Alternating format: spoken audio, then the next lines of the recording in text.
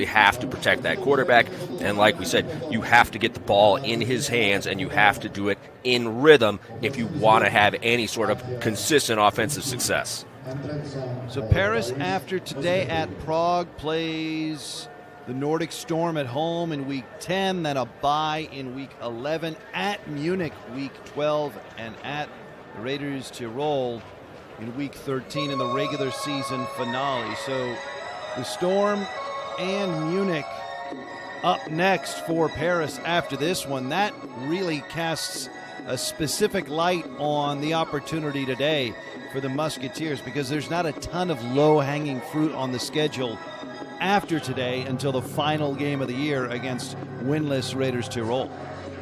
Yeah, no question. They're running the gamut here late in the season. When you've got the opportunity to win, when you know that your roster talent level is probably higher than your opponents, you've got to figure out a way to walk away with the W, and then you got to go out and you got to play your best against the really, really good teams, and that's the exact situation Paris is facing. Two teams that they can and should beat, and two teams that they're going to be in an absolute battle with. Turnovers have been a challenge as well for the visiting Musketeers. They're minus 11 on the year. 8 interceptions thrown by Zach Edwards, and again, he has been under duress. He does have 10 touchdown passes thrown. The offense averaging just above 20 points per game, just under 325 yards total offense per game. So yeah, that consistency on the offensive side of the ball has been the challenge for the Musketeers. Defensively, though, they have sacked opposing quarterbacks 23 times this year, so their pass rush has disrupted opposing quarterbacks, and we'll see how the Prague Lions' Jalen Henderson deals with that pressure today as Paris, the visiting side, comes out on the pitch here in Prague. The head coach for Paris, Jack Del Rio, Rose Bowl and Super Bowl champion as a player, head coach in the NFL, a wonderfully decorated life in football for the Paris head coach. And some of the Musketeer faithful have made the trip to Prague. Come the Musketeers.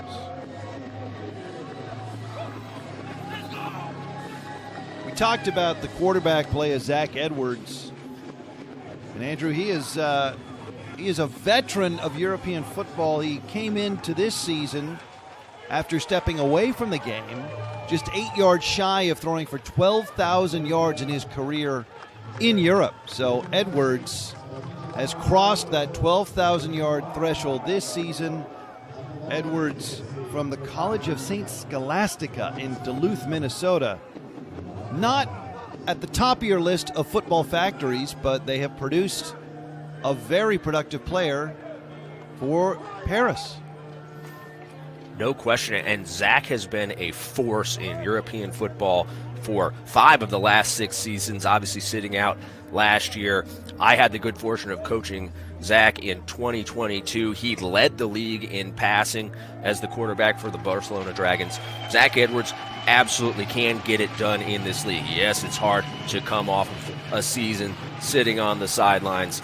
If they can find that consistency with that quarterback-center exchange, hopefully we can see the Zach Edwards of old come into his own here in these last couple weeks. The home team, the Prague Lions, waving the red banners. Lions 1-5 overall.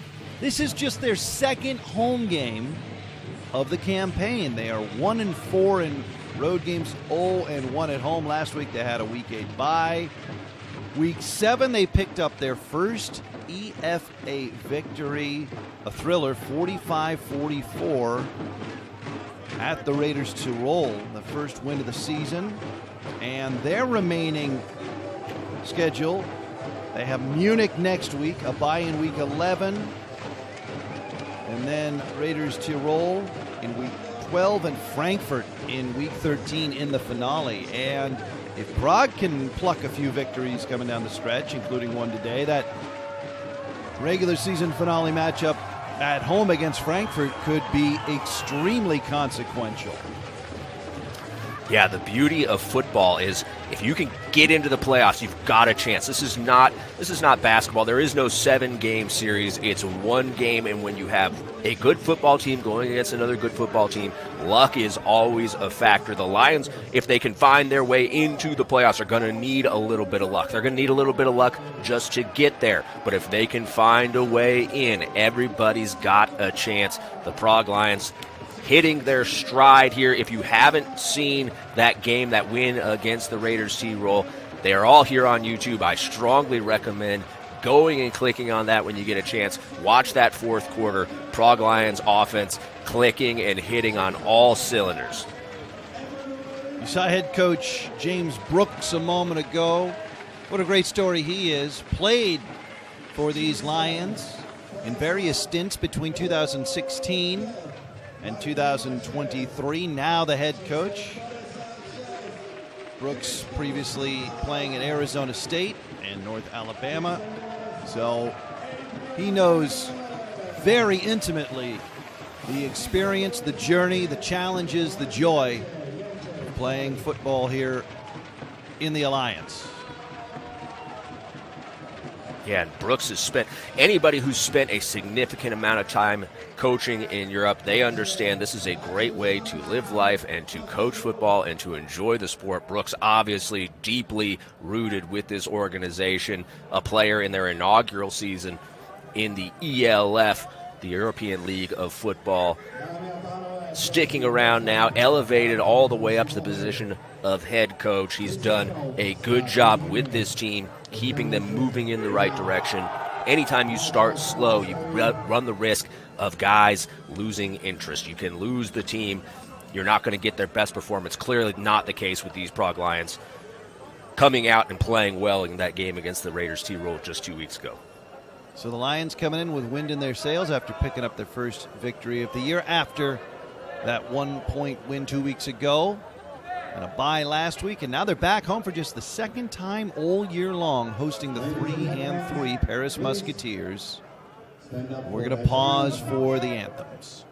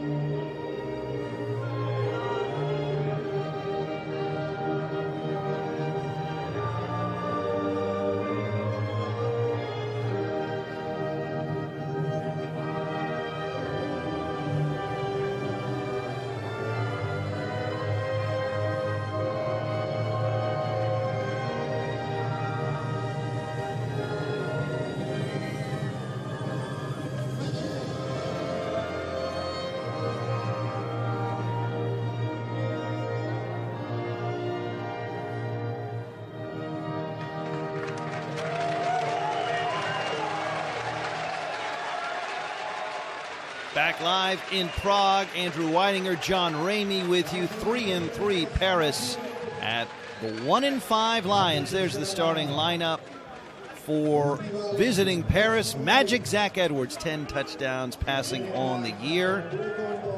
Paris defense as well. Yanne Guadfell anchoring that unit. For the Lions, They've got some playmakers. Willie Patterson, leading receiver on the club, one of the outstanding receivers in the Alliance. When these two teams met back in May, Patterson threw a 38-yard touchdown pass to his receiver teammate Matthias Beely. Patterson does a lot, and so does quarterback Jalen Henderson for Prague. He wears number 6. Henderson, he has the most rushing attempts on the team. He can throw, he can run. On a bad day for Prague, it's going to be a lot of Henderson and a lot of Patterson and not much else. But on a good day, they're going to fold in those other playmakers like Beely.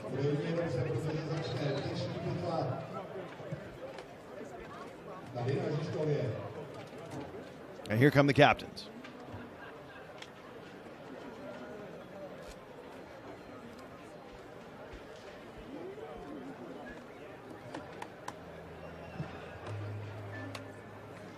The playmakers for Prague not limited just to the offensive side of the ball. You saw Ken Hike Jr. during the anthem there.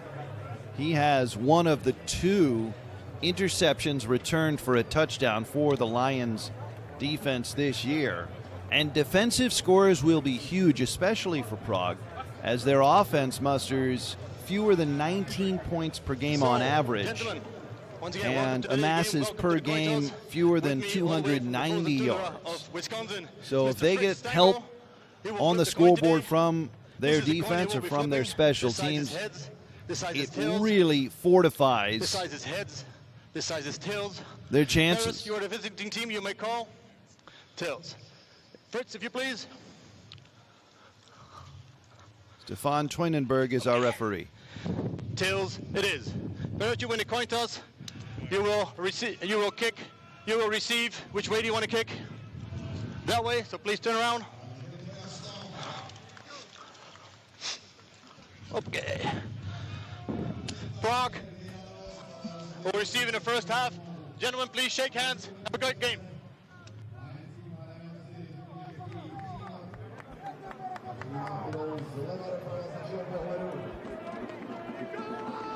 You know, John, it's a little tough once they put those helmets on to really see the person underneath the helmet. But the mustache on Borkovic coming into this game, that's clearly been something he's been working on all season. that thing is in playoff form right there. I don't know if everybody at home was able to see that, but oh my goodness, nicely done with the facial hair by Borkovic. Tell you what, Alexander Borkovic is the leading tackler and the leading sack man for Prague, so maybe it's just as you said, he's been working on it all year long. It's been a good year for Alexander, so maybe it's key. Yeah. Too busy making tackles to shave that thing. Just enough time to kind of finally work the ends. Borkovic all over the field last year with the Farivar enthroners. Hundreds and hundreds of tackles, and that's not an exaggeration. He led the league in tackles, and it wasn't even close. Borkovic will be a factor for this Prague defense today. Ken Hike Jr., we mentioned, has an interception return for a touchdown. He is also the kick return man for the Lions.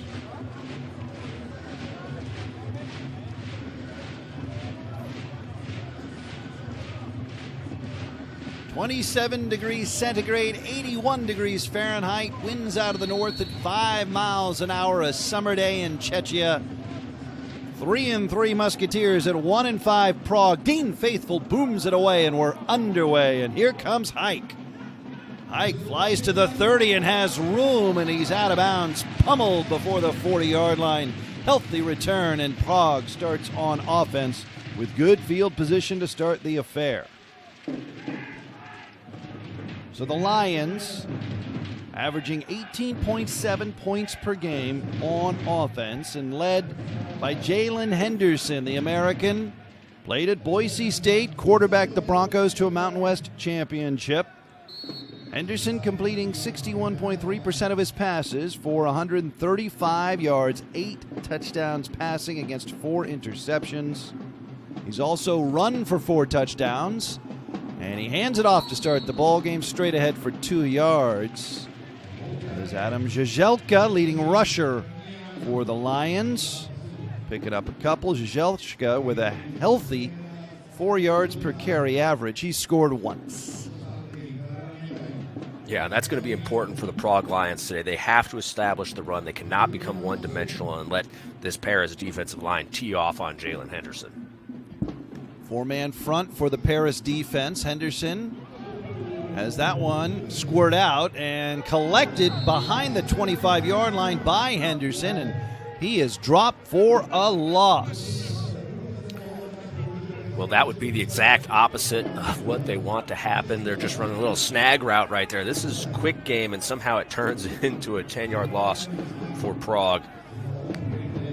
Obviously, cannot have this if they want to have success in this game offensively. That's DeMarco Artis, the defensive end, who's listed at number 9, but clearly wearing number 15, so he picks up the big tackle for a loss after the miscue. Now 3rd and 24, and Henderson with 3 wide receivers to the right side, looking at a 4-man front, and here comes that front for Paris. Henderson escapes to the right.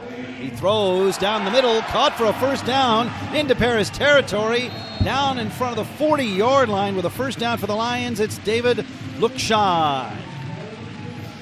Now that's a great job. Yeah, great job digging themselves out of a horrible situation right there. They got in that 3-by-1 set, 3 receivers on one side. They had a deep cross and a deep in-cut right there. Henderson kept the play alive, kept his eyes downfield, found the in-cut late in the down. That's a good job. So on 3rd and 24, the Lions pick up a first down. As you see, Lukshan, wide open stretches of green. Now Henderson back, steps up, pursued, advances. And he's got positive yardage to the 35-yard line. So a 6-yard carry after protection broke down, and that is what makes Henderson so dangerous. You think you got him? You don't. No, really good with his legs. Obviously, you don't want to see it. You want to see the offense executing in rhythm, but anytime you've got a quarterback, things are going to get knocked out of rhythm. Anytime you got a guy who can then improvise and make things happen, you're in business. Henderson, one of those types of players. 2nd and 5 after the improvised quarterback run. Handoff, bashing his way forward for what looks like a first down. Žižkov, and he is a punishing north and south runner. We saw it there. He's not going down at first contact. No, Žižkov, the hammer for this offense. Again, this is good. Establish the run. We saw this weak side inside zone right there, just downhill. Try to reestablish the line of scrimmage. Prague did a great job right there. This is a good start to this drive. Let's see if they can keep it up, get some points on the board here. 1st and 10 from the Paris 30. Option handoff, plunging ahead between the hashes for 3 yards. Žižkov.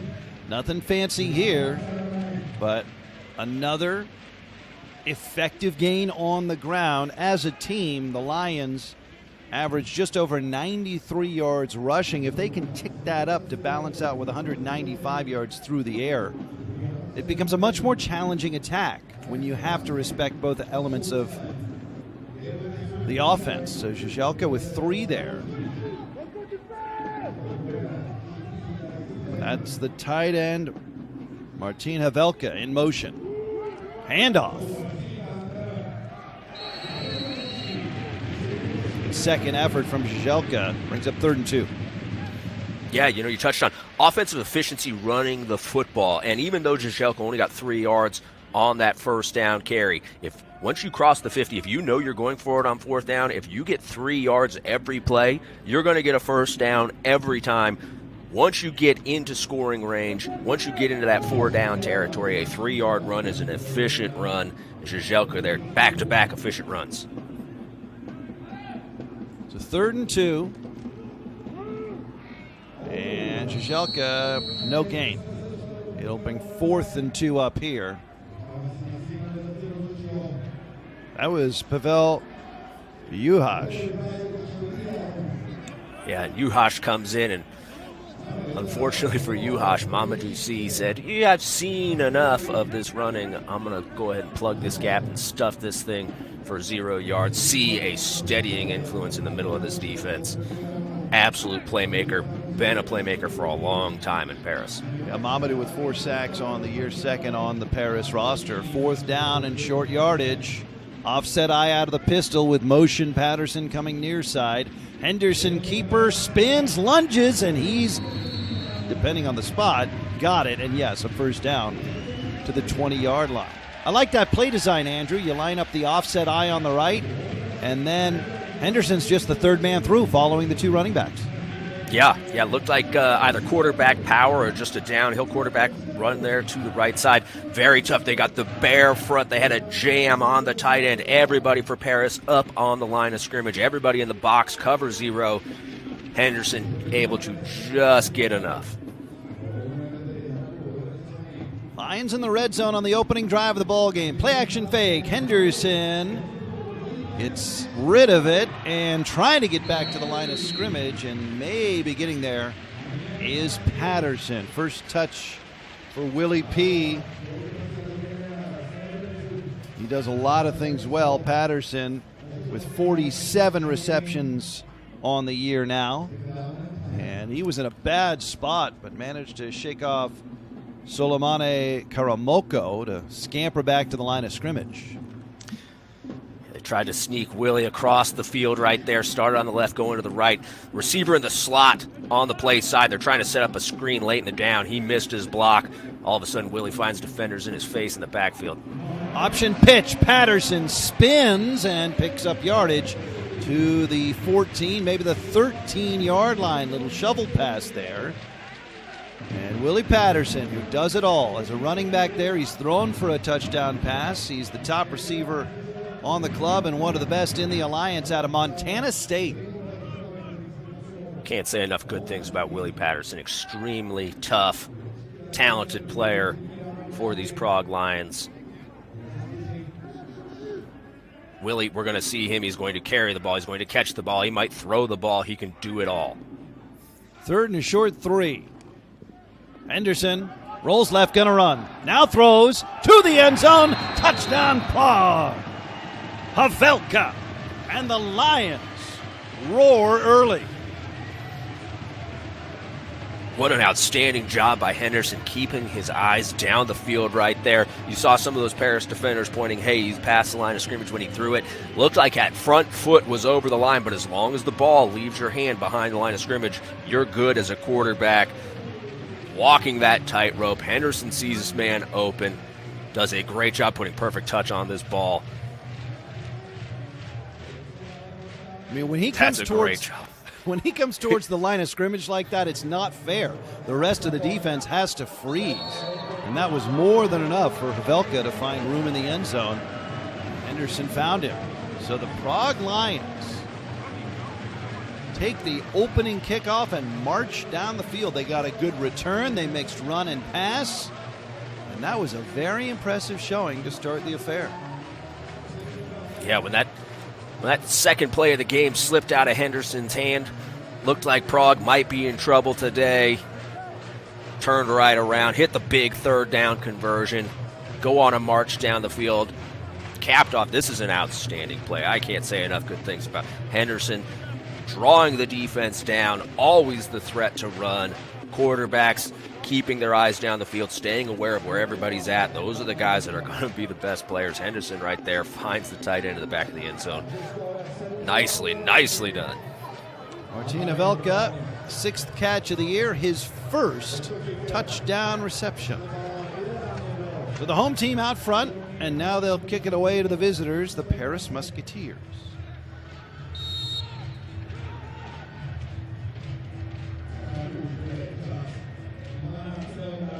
Marek Krubon is the kicker, and he blasts this one away.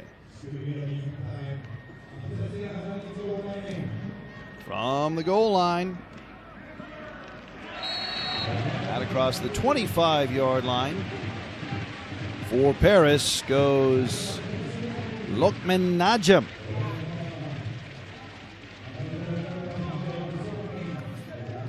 Let's see how this quarterback center exchange works out here early in this game. We touched on it in the pregame. In my opinion, the biggest problem, the biggest obstacle to offensive success for these Musketeers last week was that quarterback center exchange. They have to get the ball cleanly into Zach Edwards' hands if they want to have a chance. Edwards has thrown for 1,286 yards this year, 10 touchdowns passing. He's been intercepted 8 times. On first down, it's a handoff. And the leading rusher on the Musketeers, Jason Bafunda, powers his way in the heart of the violence, bringing up second down. Really good job by Bafunda right there. C-gap. Gaps get counted from inside out, or lettered, not counted or numbered, lettered inside out, ABC. C-gaps, a lot of penetration in there. Nice cut to get to the outside and gets downhill in a hurry. That's a good opening run. Bafunda averaging better than 4 yards a carry. Came in with 305 yards on the ground. He's rushed for 2 touchdowns on second down and 4. He blasts straight ahead and is just short of first down yardage. He might have gotten it depending on the spot. Got zone read right there. Defensive end goes flat-footed. Edwards hands it off. Bafunda powering downhill. Looks like we're going to end up with 3rd and short. Between Žižkov for the Lions and Bafunda for Paris, we got 2 featured backs who do not shy away from contact.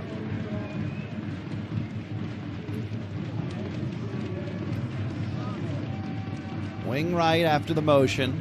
3rd and 1. First down as Bafunda gets across the 40-yard line.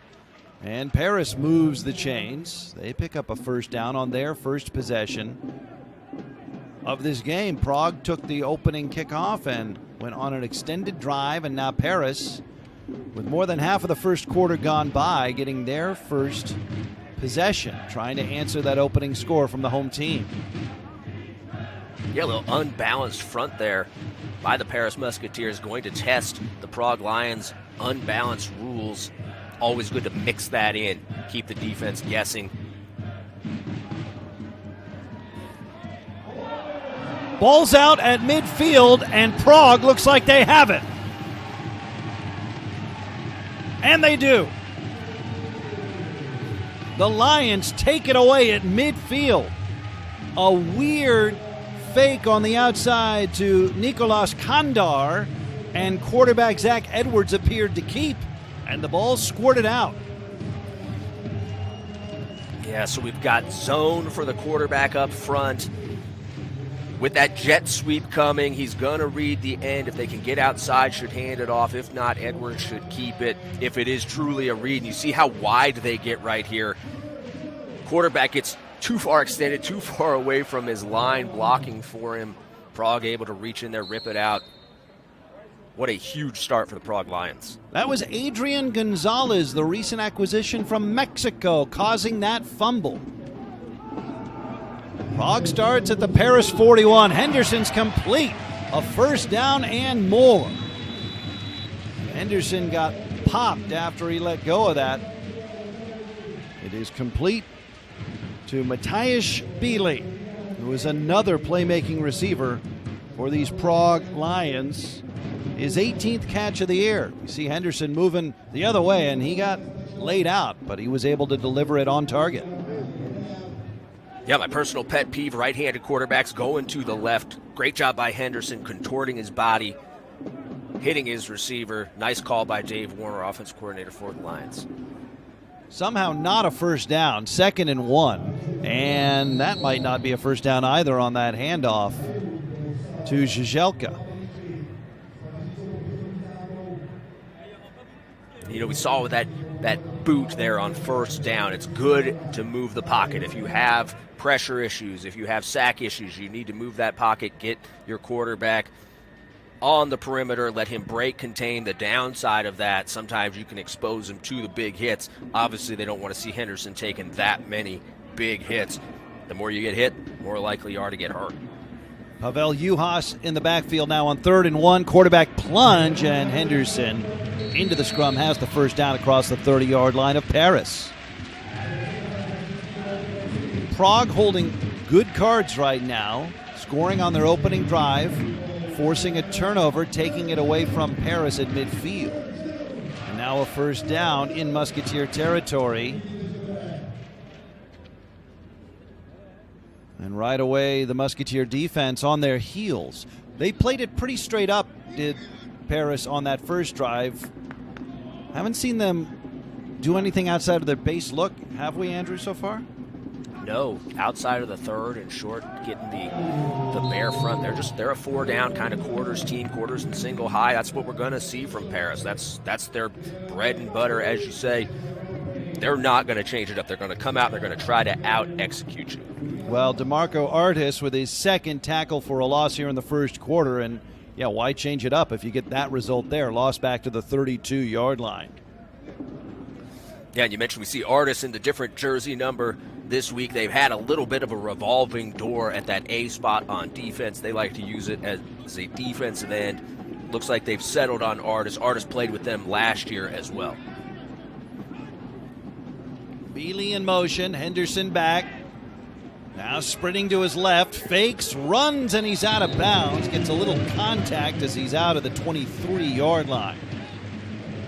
His acceleration on the edge is just an unfair extra gear when you look at the defenders pursuing often in vain. Yeah, we get the pressure on the interior. Paris loses contain. Henderson makes him pay. Yanni Gudefeld gives him just a little bit of a love tap there on the sideline. Quarterbacks, they got to get themselves out of bounds, or they got to brace for that contact. Looked like that was a clean hit right there.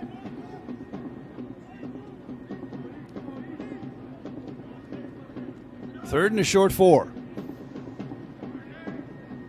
Prague trying to stack a 2-possession lead early. Henderson just too long for his tight end Havelka on a crossing pattern, and it's 4th and 4.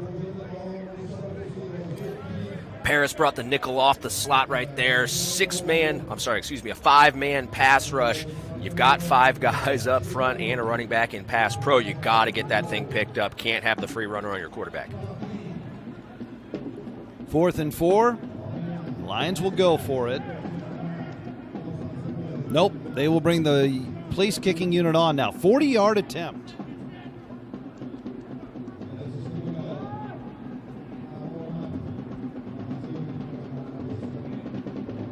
Marek Rubon, 2 for 5 on the year. This will be a season long if he can make it. It's got the distance. And Paris celebrates as Rubon missed it from 40. So the turnover does not cost the Musketeers, and Prague is unable to put points on the board after recovering a fumble at midfield. And now, John, I know we lost in the shadows there. It was hard. I didn't think it went. I didn't see a signal from an official. I reacted off Paris's reaction. Yeah, the head official, I think, giving us the signal that it's good. Obviously impossible to tell right here. All right, so we get the signal. Yeah, and Prague takes advantage. Given Go ahead, given what we've seen in the kicking game from everybody in the EFA this season, I was a little surprised that they were electing to attempt that field goal. But obviously they know something I don't. That's a big-time kick right there to push this to a 2-possession game early. So for Rubon, he is now 3 for 6 on the year, and he just hit a season long. He was only 2 for 5, and it hit from 32. So I'm with you. A, I was surprised they were kicking, and B, it looks like they got it. And Must now have been Paris. hot in practice. Here comes Najem, and he was juggling the ball as he goes out of bounds on the far sideline. All right, if you are Paris, if you're a coach for Paris right now, you've got to be very, very worried. Things are not going our way. Is this going to be one of those games where nothing goes the way we want it? We have seen the Prague Lions march on them twice. We've seen the ball pop out of Zach Edwards' hands. Right here on the kick return, ball pops out again. Cannot have these issues. Got to get this cleaned up, and they got to get it cleaned up now. The ball will be placed at the spot of the fumble. First down. I apologize, speaking over the ref right there, but he's saying a forward fumble. They can't get the extra yardage because of that ball coming back to where it popped out of his hands. Najem Lost it at the end there, was knocked loose by Angelo Barletta.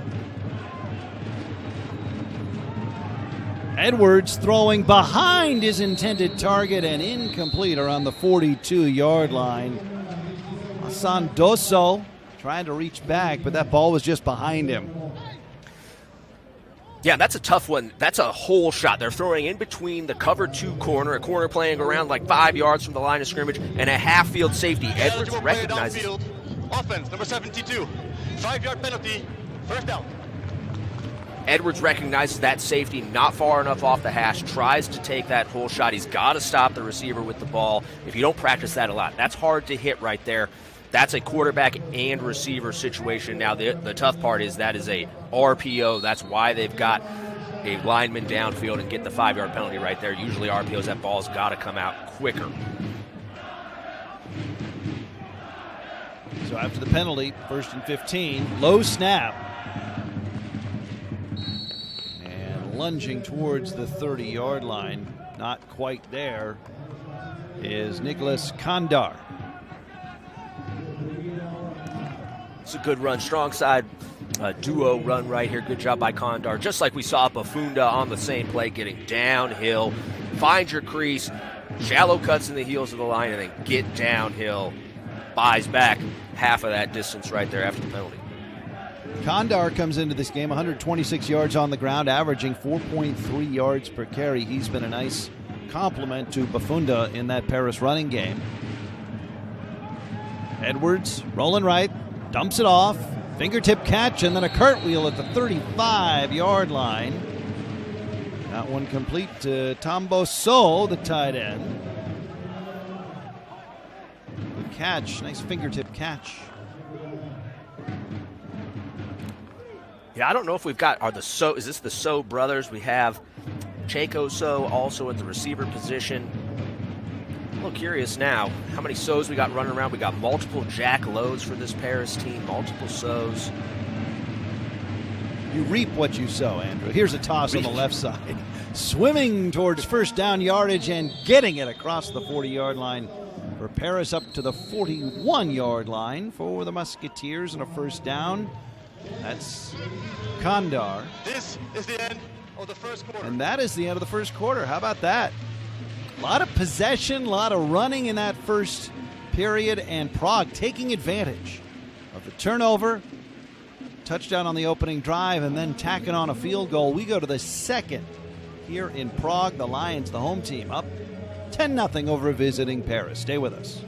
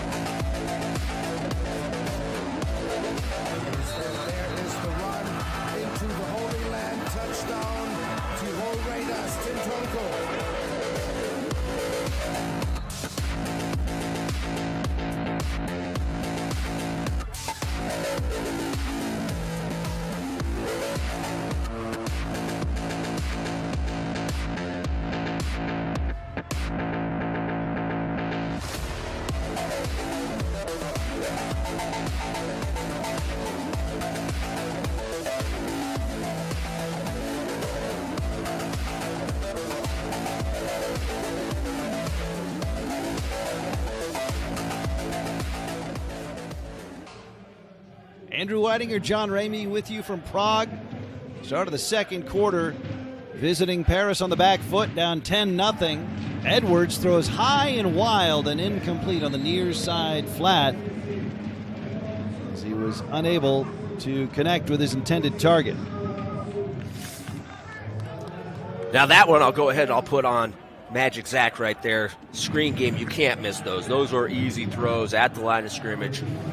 They have to. Paris is so talented on the perimeter, such a great receiving unit. A lot of guys who can make plays happen with the ball in their hands. They have to lean on this screen game.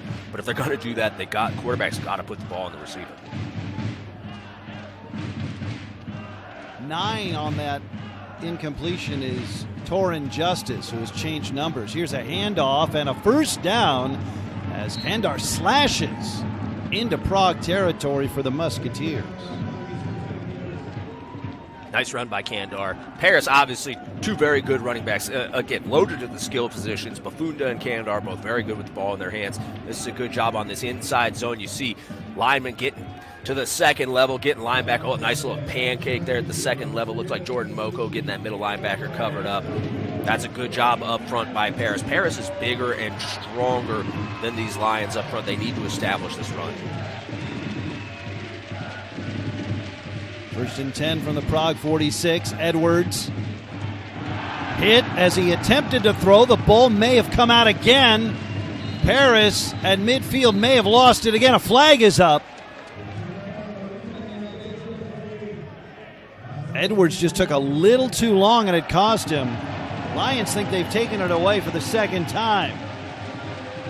Tomasz Pazurek came away with the ball.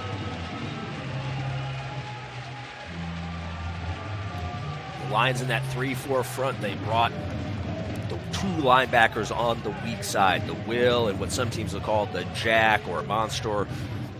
They bring both those linebackers. Paris does a great job of sorting this out. Left side of that line, picking everybody up, but like you say, ball doesn't come out of Zach's hands fast enough. They're able to get the strip sack.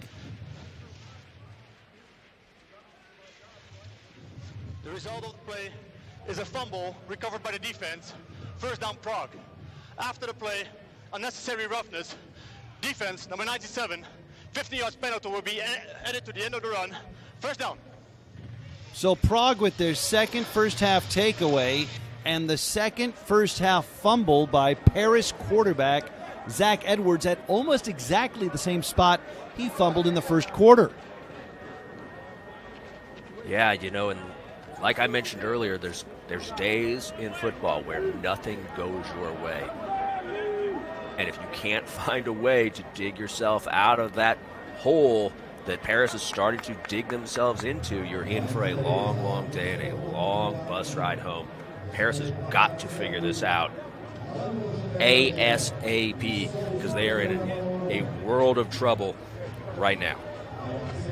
That was Jan Kurz who knocked the ball loose out of the right hand of Zach Edwards as he cocked his arm to potentially throw.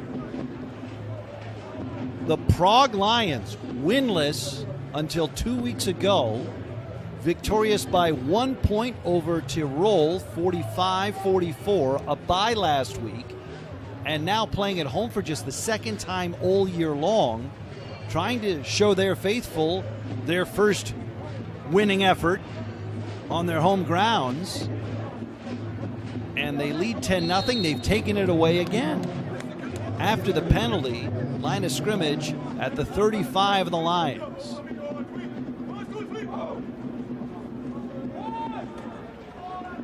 Žižkov blasts forward for about 3. Good job by Paris safety Yanni Gudafel coming out of the sky right there, making that play. He's that weak side B-gap defender. Receiver typically responsible for the safety coming down. Line won't be targeting him. He's going to be one-on-one with the back in the hole. Gudafel, as good a safety as you're going to find in this league. Really, really good play from that safety spot.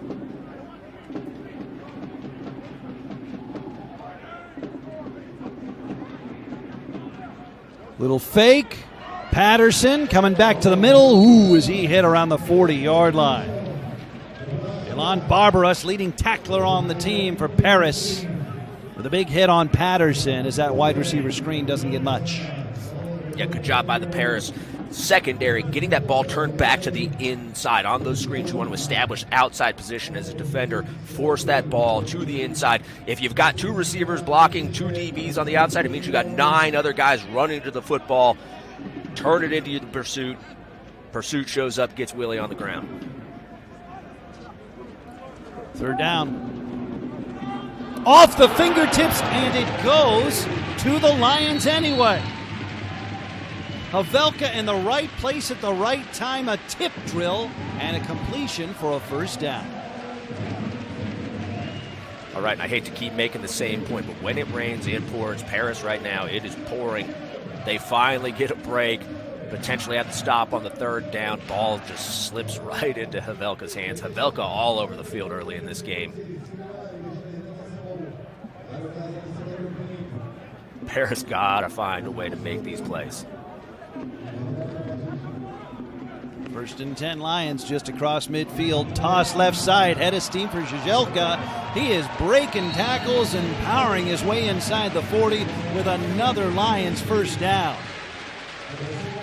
Well-timed play call with the toss crack right there. They're bringing the free safety off the weak edge, and it's a strong side run, so the defensive line has to loop in the direction that this ball is going, and sometimes that works to the defense's advantage. They're able to get there, but here, when you've got a pin and pull situation on a toss crack, you get those loopers pinned, and all of a sudden you're going to have open gaps on the front side. That's what we saw for Prague, and Prague takes advantage.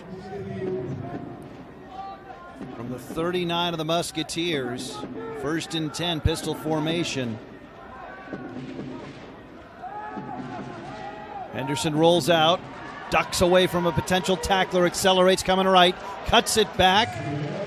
Barbarous knocks him off his feet at the 32. Stanley Zaregby there, defensive end mainstay for these Musketeers in the direction that they're trying to boot. Does a good job of beating that tight end's block, forcing Henderson to start running and scrambling with that football. Hopefully next time Zaregby will find a way to get him on the ground. Zaregby got to be kicking himself right there for not being able to capitalize on what started out as a good rep for him. Give Henderson 8. 2nd and 2. Back to the ground, and Žižkov doesn't get much to the 30, but not much further. I have to say, this Prague offense just has such... they have such a greater sense of their identity. You can see here in this first half. They know what they want to do. They know what their strengths are. And maybe it just took 6 weeks for them to figure that out. And, they were behind the 8 ball. Dave Warner coming in late to this team. Departure of Fred Armstrong early in the season. Like, they're starting to hit their stride right now. This is as good a performance you're going to see from these guys. 3rd and short. Awkward exchange in the backfield, and Žižkov with a big loss. I time up that statement poorly right there. We both did. Though, a lot of momentum that they built late in that game against the Raiders T-Roll. They were on fire offensively. Right here you see DeMarco Artis just too fast for the tight end. Tight end's got to do a better job just with his initial alignment right there. He's too far off the ball, too far outside. If he's going to control that C gap on the weak side run, go ahead and tighten down to that tackle. Close that space. Artis, too big, too fast, too strong. You cannot give him a bunch of room to operate. On 4th and 6, let's see if Prague gives me another shot in the place kicking unit. Well, they're going to think about it. Martin. Timeout, Prague. First team timeout. Or rather, Marek Rubon hit a 40-yarder last possession for Prague, his longest of the season. As you forecast or speculated, Andrew, maybe he just had a hot week in practice because it was a circumstance where we might not have anticipated the place kicking unit, and now we've got a similar circumstance here. This one would be a little bit further back. Yeah, and you see Dave Warner there in the huddle. Looks like they're prepping a play call, going to go for it this time. Sometimes you're feeling good about your kicker, sometimes you're not. As an offensive coach, I prefer to just never feel good about my kicker. How about we just go for it? The guy could come out on fire in practice. I'm not really paying attention. We're going for it anyways. I hope you can hit that extra point when we score the touchdown. That's just kind of my approach. I just want to get on side with Rubon after I shorted him his last make. I want to get him a good highlight. That's 4th and 6, trips to the left for Prague. Henderson, Žižkov out of the backfield, and I don't know. Yeah, we saw man coverage, a 5-man rush, cover 1 from Paris right there. I don't know who had Žižkov. Didn't look like anybody was covering him. Gudefeld coming out of that safety spot, maybe the end. Okay, so with that pressure, Ortiz has to peel on him right there. Defensive end responsible for the back if he free releases. Late to do so. Gudefeld diagnoses this play. Looks like just a fraction of a second too late to get him stopped from getting that first down. Chain gang on the opposite side of the field. I am incorrect. Okay, turnover on downs. Now, okay, so great play by Yanni Gudefeld. Gudefeld all over the field early in this game. So Paris stops Prague on downs, and the Musketeers, who have fumbled it away twice, get their own takeaway on downs and start at the 30. Edwards has had a slow start to this game. Looks at a 3-man rush. He's going to run. Now he throws. Has an open man. First down and more. Down the sideline. Into Lion territory. Asandoso.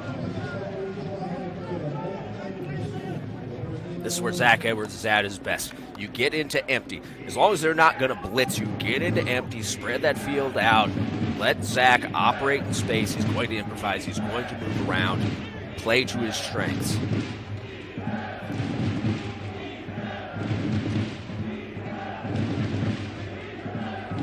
About a 38-yard pickup there.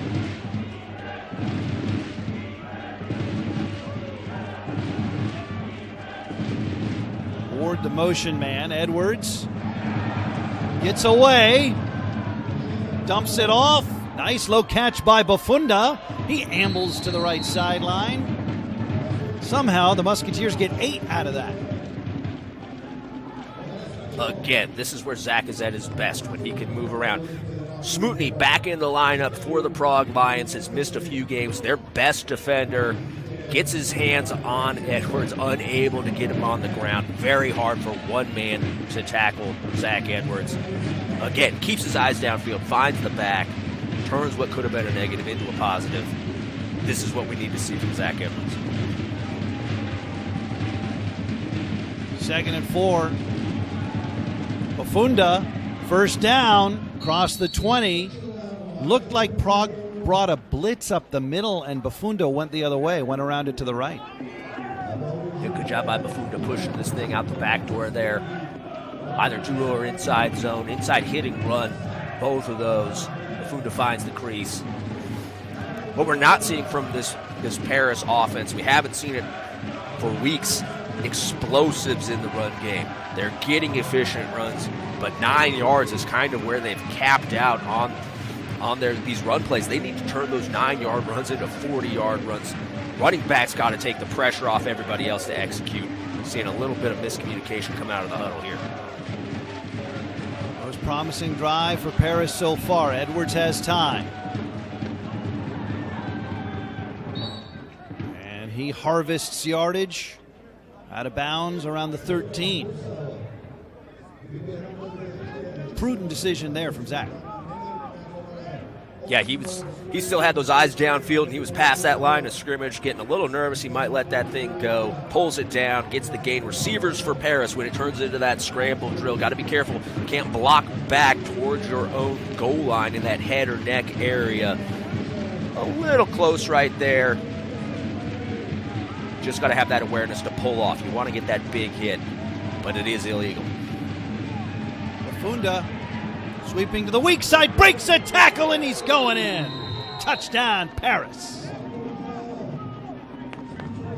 All right, so has Paris stopped the bleeding? As bad a start as they could possibly have. Gudefeld does a great job making that 4th down stop. Zach Edwards comes out, makes a couple plays in this drive. Bafunda right there, they're running pin and pull. Looks like one of the guys pinning doesn't get his man pinned. Bafunda dealing with trash around his feet there in the backfield. Makes him miss. On cue, I'm complaining nobody's getting a run over 9 yards. He gets the explosive run for the touchdown.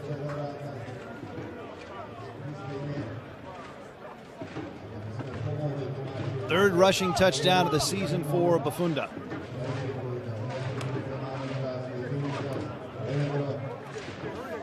sometimes when you play on the road, too, there's ebbs and flows into every game. Like you mentioned, this Prague team only in their second home game of the season. These things can happen in the European League. This time of year, you've got all sorts of soccer, European football, as they say, going on. That can really affect when you have availability for your home stadium or when you want to play home games. Even if it's not your stadium, maybe you have a very big event, soccer-based event going on in the city. You want to avoid conflicts like that. That's how you can end up in a situation like we've got here with Prague only playing in their second game at home. Dean Faithful, point after try, good for Paris. The British place kicker converts. And 10-7.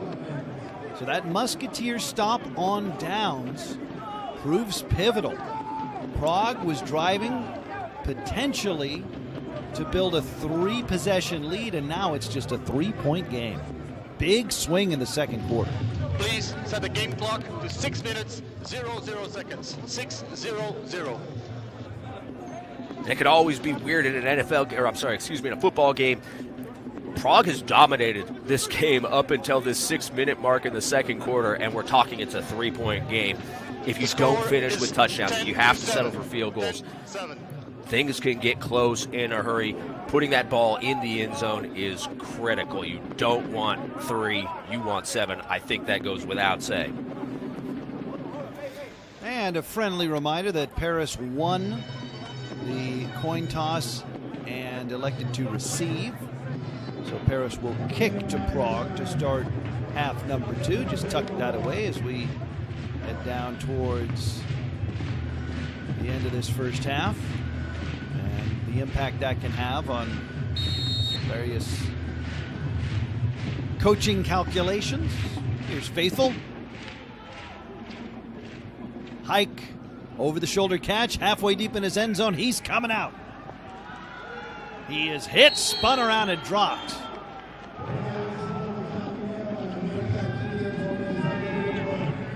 Well, Andrew, I know better than to ask you your special teams coaching opinion on that, but Hike took a risk.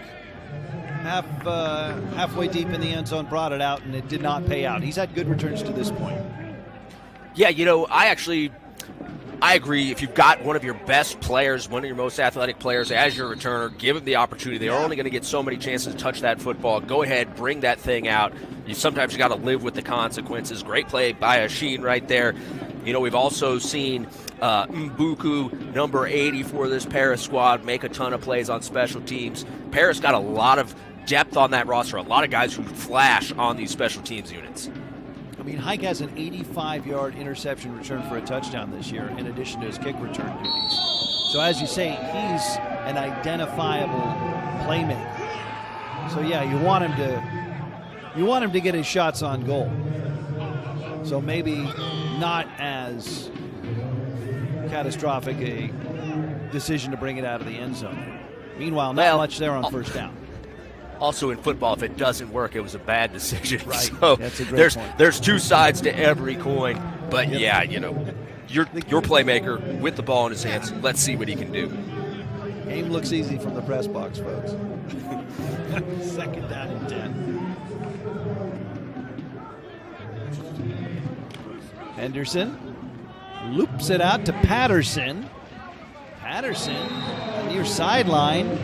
Close to a first down, and it'll depend on the spot. How does Patterson have that much room out there? Yeah, just a little hitch route.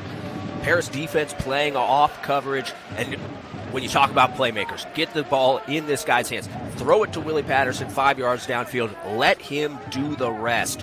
Willie, a threat to go all the way every time he touches that ball. On display right there. Turns a 5-yard gain into an 8-yard gain. You don't have to do anything. You got 10 guys that don't have to do anything. Let Willie put it on his shoulders. Let's see what he can do with the ball. It's 3rd and a yard and a half.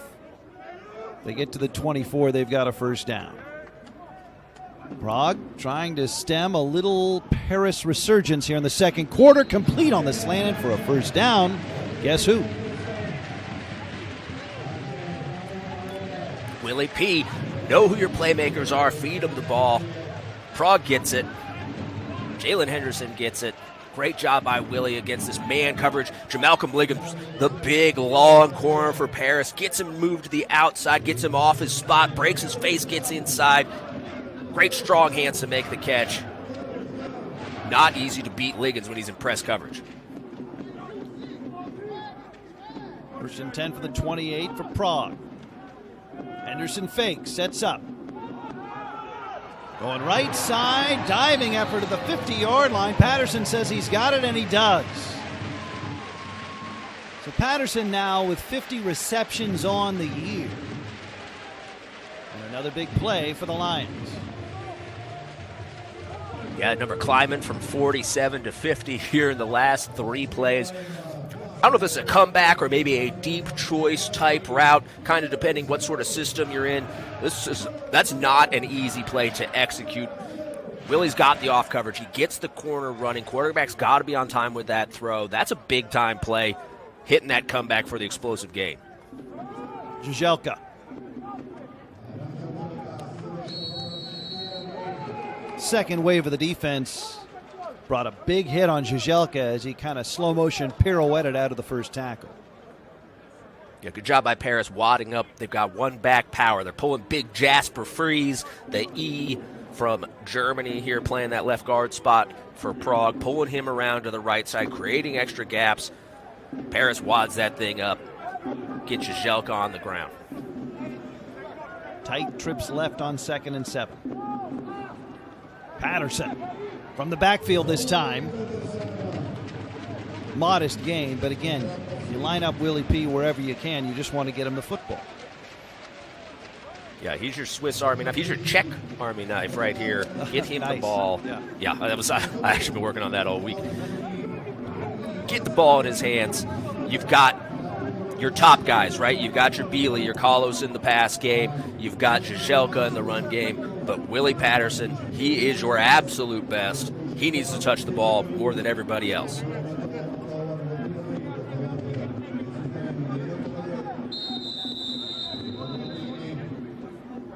Third and 8 upcoming, but a 2-minute warning first. This is a 2-minute warning.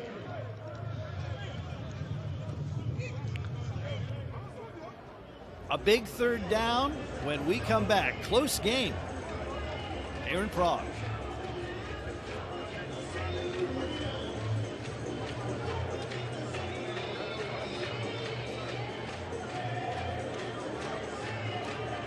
Well, let's talk about the Big Four, Andrew. Munich has clinched. The other 3 spots are still up for grabs. Semifinal round of the 4-team postseason in the Alliance. The semifinal round will take place in Frankfurt. And you can get your tickets here through Ticketmaster. And the championship in Innsbruck, Tyrol, following weekend. Yeah, this feels like a good idea. Fledgling league. Let's go ahead. Let's make sure our playoff games are established, where they're going to be played at. Anybody who wants to attend, hey, go. You can get your tickets right now. You don't have to worry about traveling somewhere or making late travel plans. You know it's in Frankfurt. Jump online. You can come back to this broadcast. You could have it in a separate window. Go buy those tickets right now.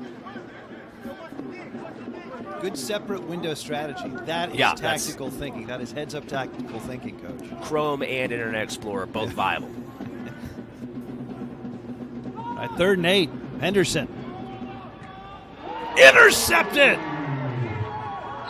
Paris with a takeaway. Idriss Jean-Alphonse. The Musketeers with an opportunity before the end of the half to tie or take the lead now. All right, well, it looks like Paris has stopped the bleeding. Talked about earlier, when it rains, it pours. Things don't go right. They just keep going wrong. You got to find a way to stop it. But Funda does a great job on that last possession, breaking a tackle, getting in the end zone. Jean-Alphonse right here with the pick. Has the tide swung. Idris playing on the inside, typically an outside corner. Looks like playing the nickel spot here. Great feel in that zone, getting underneath that throw and getting the interception. What an athletic play. Great position now for Edwards and the Musketeers. Edwards looking, throws. Touchdown! Torrin Justice. A flag is down.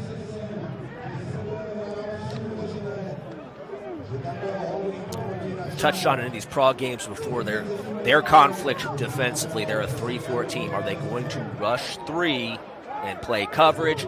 Here they got the 3-man rush and they generate 0 pressure. Holding. Offense, number 66. 10-yard penalty from the previous punt. Replay, first down. Maybe they generate 0 pressure because the other team's cheating. Paris getting called for the hold. But this is going to be oh boy, I don't know about that. And like I've said before, John, I will second guess a ref. I'm not afraid to do it. I don't know that I agree with that call, but I don't play ref. They do. Right there, great job by Zach. If there is no pressure, you're going to be in for a long day against Zach Edwards because he can improvise, because he can get out of the pocket and make things happen. Prague facing a little dilemma defensively. So the penalty moves the line of scrimmage back to the 42.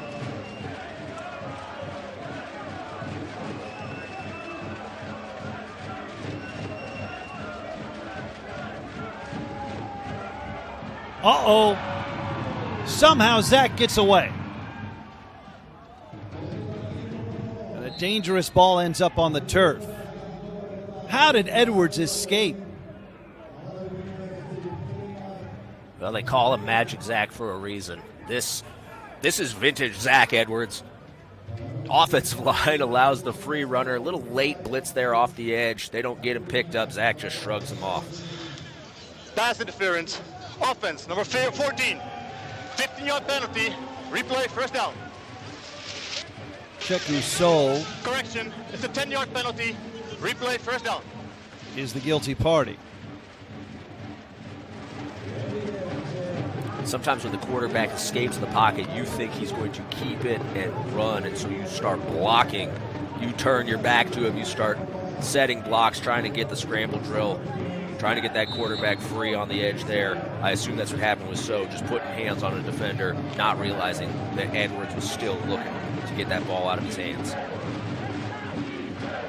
So negative 20 yards on back-to-back penalties since Paris thought they had a touchdown to go ahead.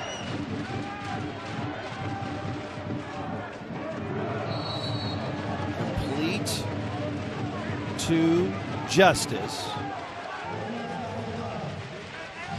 See what kind of urgency the Musketeers are going to show here with the clock moving. They have 3 timeouts remaining. A little tough to be definitive with how fast you want to go in these situations when you're facing that 1st and 30, 2nd and 20 right here. Play is blown dead. There was another late blitz coming in around the near side.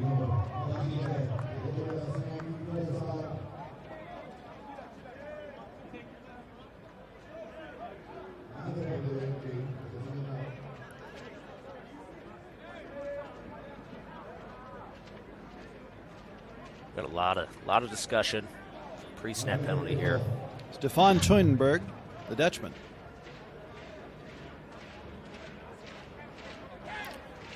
So if it's a procedural penalty, clock was running, that could result in the 10-second runoff, trying to figure out what the situation is here. Full start. Offense, number 74.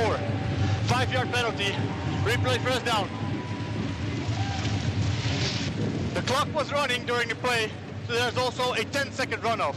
Clock operator, please set the game clock to 54 seconds. An unfortunately timed tsunami of penalties for Paris. But Prague is happy to see Paris has taken the yellow timeout paint fly. to decline the 10-second runoff. Yeah, it just looked like the center. Everybody else moving on. Edwards' verbal command right there. The center, now I will say, that center position, it has been shoring up. We have not seen the snap issues that plagued this offense last week.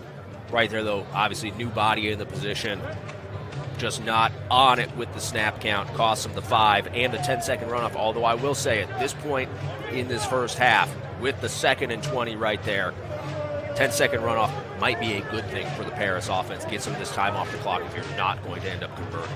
And let's just be a little bit more specific about the center position. You know, the offensive line toils in obscurity so often, but the center is the quarterback of the offensive line. So he's kind of the quarterback of the most important position group on the field. Yeah, and you know, like we mentioned in the pregame, Celestine Ngimbi, the Spanish center, the import, him and Zach played together for a number of years with the Barcelona Dragons. Great rapport. All of a sudden, he goes down. He's on IR. They've got issues. They moved Jordan Moko over there now. Looks like those issues are cleaned up, and they can operate efficiently on offense. 2nd and 24, and a weird snap there. Edwards handles it okay, rolls to his right. And he just gets out of bounds.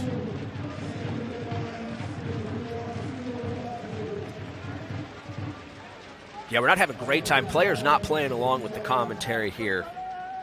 Talking about how the snaps are all cleaned up. Then we get the high one. 3rd and extra long. You want that clock to keep ticking. The odds are you're not going to convert this. Great opportunity. Low-hanging fruit. Throw the screen pass. See if somebody can break a tackle on the edge right there. Unless you got something in your back pocket for this 3rd and 24, just get it out of the quarterback's hands. Let somebody catch and run. Force the Prague Lions to use a timeout. Line to gain is the 39 of Prague. Edwards with 4 wide receivers left. Immediate pressure. Inside screen. And not much there. Justice again on the reception. That's a great job by the Prague defense, getting the guy down. Don't let him get it started. But on the flip side of things, the Musketeers, they do force the timeout usage. They're going to punt it away. They should have decent field position, or at least have Prague pinned back. Prague now the team up against the clock.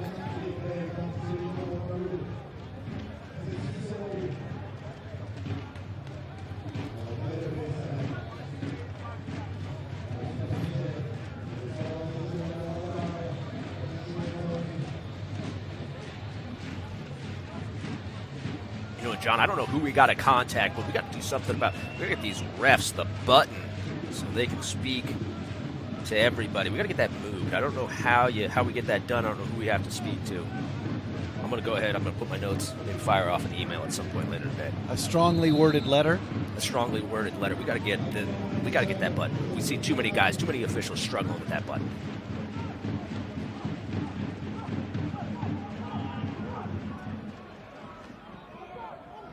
Hike. No, this is Patterson. He avoids one tackle. He comes straight ahead. And a good return out to the 40-yard line. Not quite. Now Prague, and a flag is down, so maybe the Lions won't have the field position we thought initially.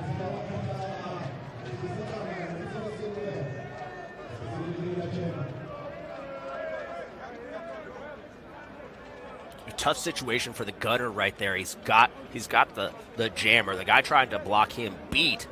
Gets down there, but doesn't know if Patterson is signaled for fair catch or not. Pulls off. Illegal formation, kicking team. 5-yard penalty will be added to the end of the run. First down, Prague. So that helps the Lions. Okay, now they get the kick to start the second half. They have a timeout left. These are a critical 36 seconds now for Prague. They might be able to steal a few points. We've seen them hit the 40-yarder. Looks like they got to get it down to about the 30-yard line to feel good about getting points right here.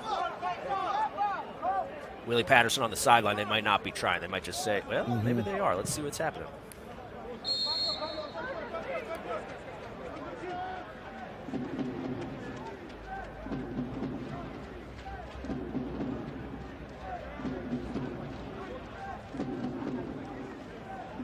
Pressure on Henderson. He runs. Still on his feet. To the 39. They have one timeout left. They don't take it. I'm a little surprised they don't use it right there. Henderson trying to get his guys to the line so he can clock it, and he does. The spike stops the clock, 15 seconds. and a couple different schools of thought on that timeout right there, because you don't have to use it. And the difference in time that's going to come off the clock isn't drastic. The way we used to approach this, I was the game management coach for the Tampa Bay Buccaneers, is if you call the timeout now, the situation in front of you is known. You know you're going to have those 30 seconds still. But if you don't call that timeout, all of a sudden you're going to end up with a lot less time on your hands. It's going to be you're in much more of a hurry. Quick completion to Patterson. 36, timeout taken.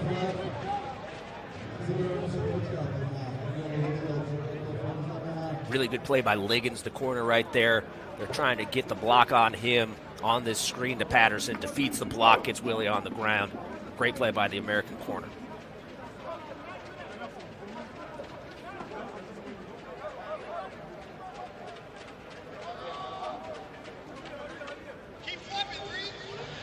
An eligible player downfield, offense, number 74. 5-yard penalty, replay second down. So neither offense playing their best football of the afternoon here in the closing minutes of the first half, I think it's safe to say. Yeah, not our best execution here inside of the 2-minute mark. Please, are they in the field goal range? No, looks like they got to take a shot at the end zone. 5 seconds. Thank you. 5 seconds. You can either hit a quick out, get out of bounds, and take an easier shot, or you can go for the Hail Mary now.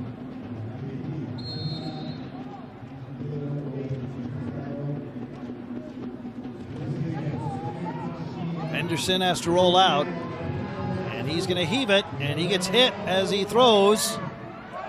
Into the end zone it goes, and it is intercepted by Liggins for Paris, and that's how the first half ends.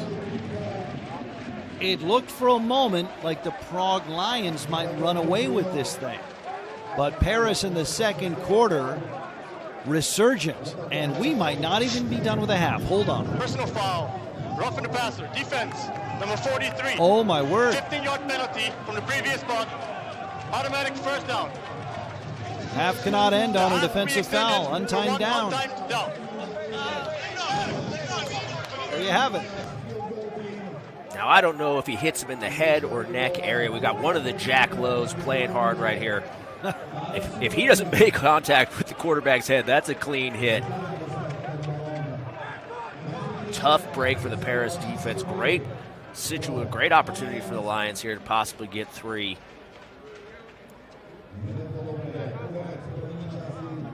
And now, a 47-yard attempt.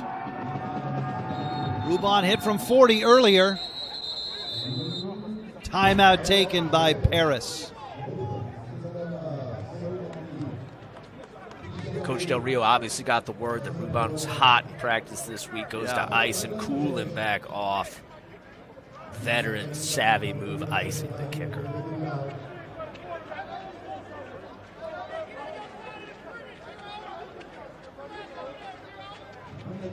What a huge break for the Lions.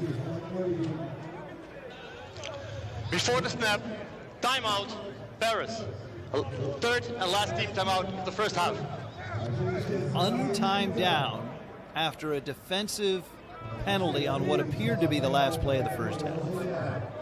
Roughing the passer, moving the line of scrimmage up close enough so that Prague can attempt unofficially a 47-yard field goal attempt. Marek Rubon connected from 40 earlier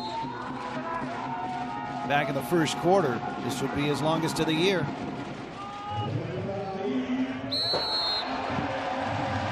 He got it!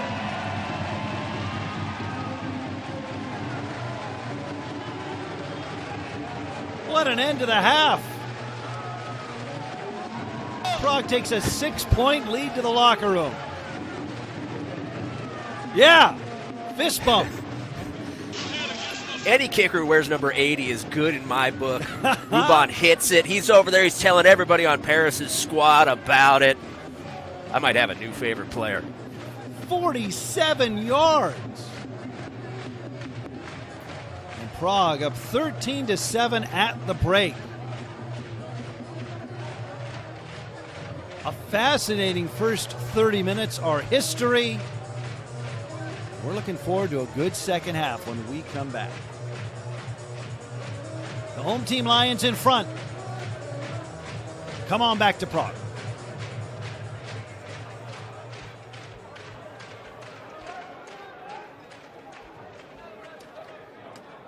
Takže halftime show, jakožto field goal contest, nám velice brzy začne. Máme tady 2 skupiny po 5. Ještě se nám tady chlapci přihlásili, že chtějí trénink.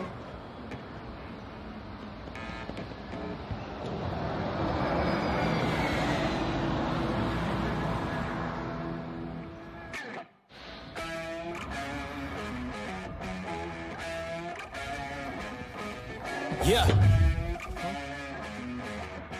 You ready? Hey. Let's go. Back.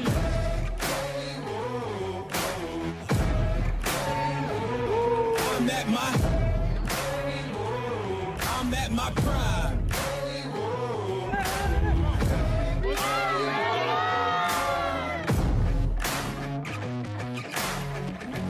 I don't need your endorsement. I don't need reinforcement. Giving you your last warning, cause I'm at my prime. Yeah. I'm at my prime.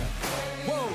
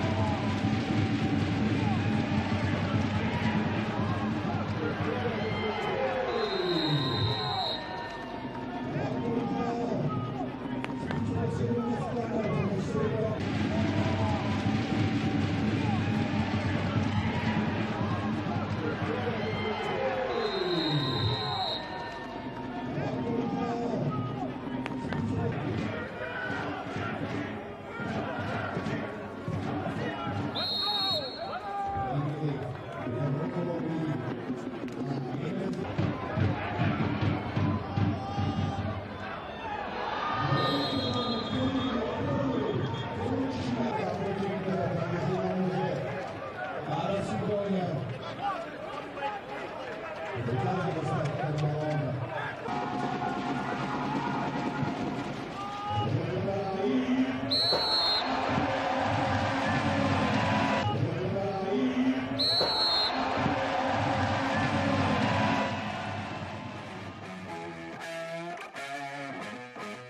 Yeah. You ready? Hey. Let's go. Back.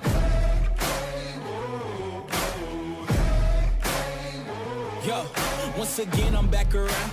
Real shit back in style. Haters reconcile. I'm so black and proud. First class tickets now. Feet all in the eye. Everybody looking down. Everybody get red when you drown, huh? Look at me up. I'm putting it down. You picking it up. Checking the models. They want us to go to college just so we can be stuck. Go to school to make a living. Or teach yourself to make a fortune. Common sense. Welcome to the apocalypse. Bitch, I'm one of the horsemen. I don't need your endorsement. I don't need reinforcement. Giving you your last warning. Cause I'm at my prime. Yeah. I'm at my prime. Whoa. Have I gone too far? Do you detect something different? If you look inside my head, would you say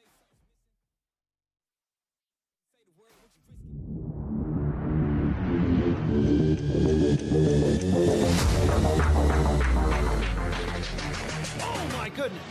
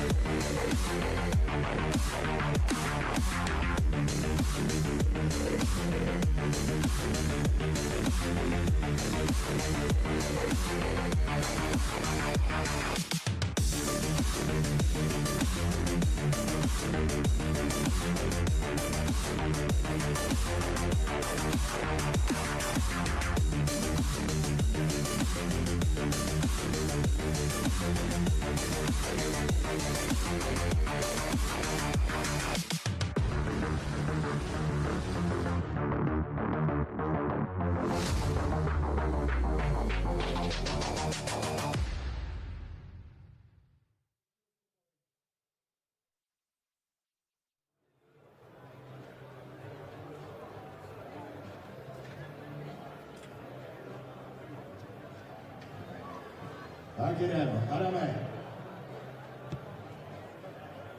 Tohle to musí být stát. Znovu tedy. Mezi ty tyče, co na to máš? Tak tohle, bohužel rozhodčí ukazuje, že není správně. Adam je tedy vítězem první skupiny. Poprosím o potlesk, Adam je tedy na 5-jardovou vzdálenost.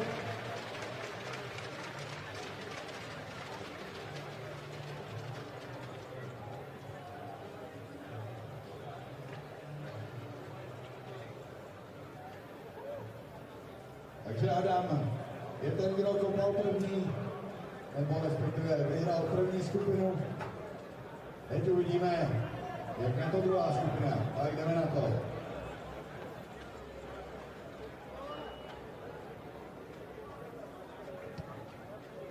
No, tak to bude každý zkusit rovnou z 20.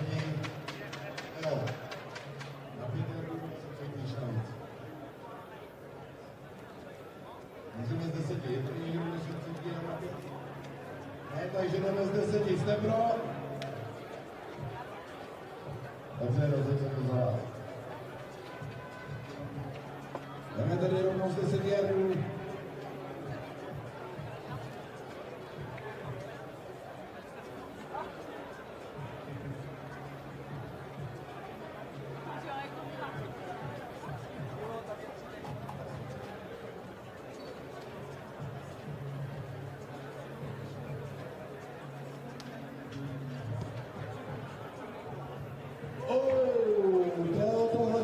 A bohužel pro tebe vypadáváš z tohle kontestu.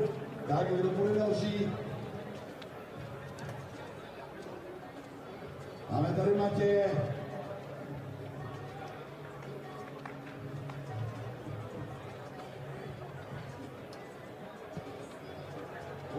Tak Matěj, bohužel tohle nevyšlo. Na soccer možná dobrý. A máme tady Káju, jedinou účastnici dnešního kontestu. Začíná to vypadat, že i se svým fanklubem. Tak pojď. Ale výška slušná, bohužel tohle ale nevyšlo, díky moc. A máme tady Krise, který to chtěl nejdřív vyzkoušet, pak to poslal za 2 paneláky. Si myslím, že uvidíme možná i nejdelší kick. Z 10 yardů. Ale bohužel mimo výsek. Tohle bylo podceněný, anebo spíš přeceněný. Bohužel Kris tam vypadala taky.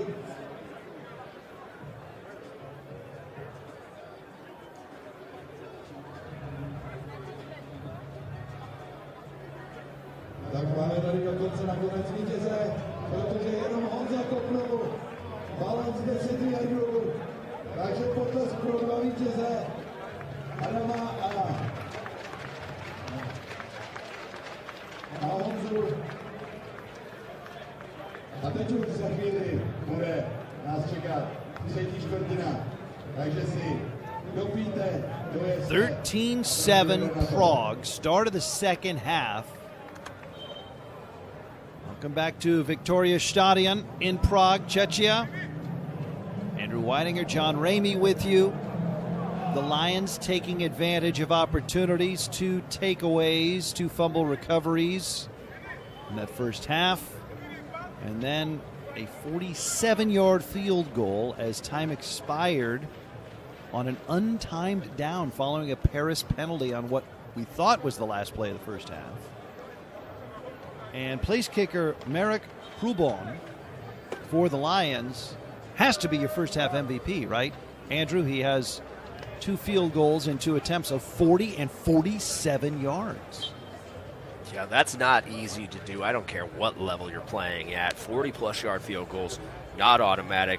Rubon coming out, drilling 2 of them in that first half. Prague doing a great job of taking advantage of the opportunities presented to them. It looked like Paris had stemmed the tide. No, Prague gets the stop in that 2-minute drill. Fortunate to get that penalty on the Hail Mary, turns it into 3 points. We got a ball game on our hands. Prague has better than a 2-to-1 advantage time of possession in the first 30 minutes.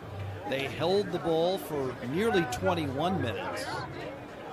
Paris didn't hold it for 10 minutes. And, of course, the Musketeers with 1 interception, the 1 takeaway, Idriss Jean-Alphonse, and the 1 stop on downs.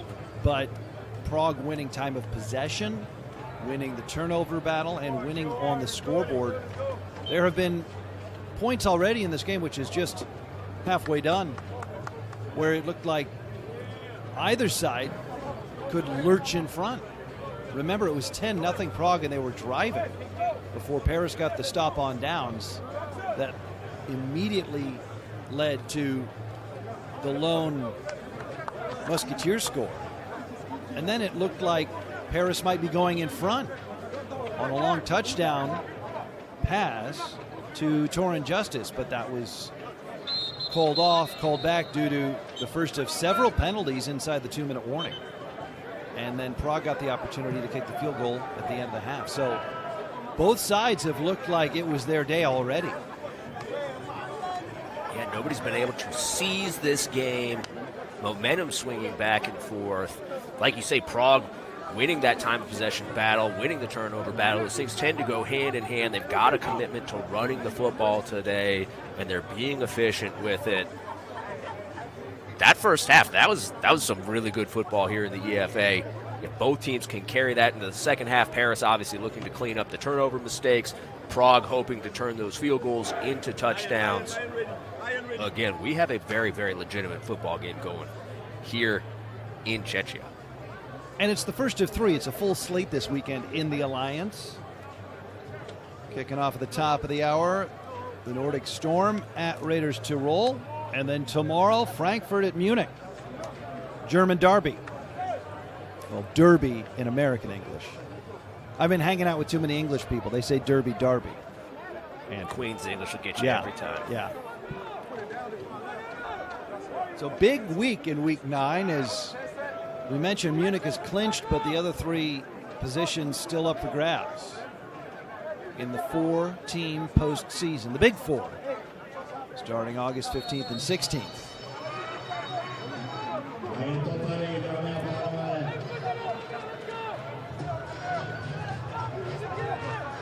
Prague kicking off.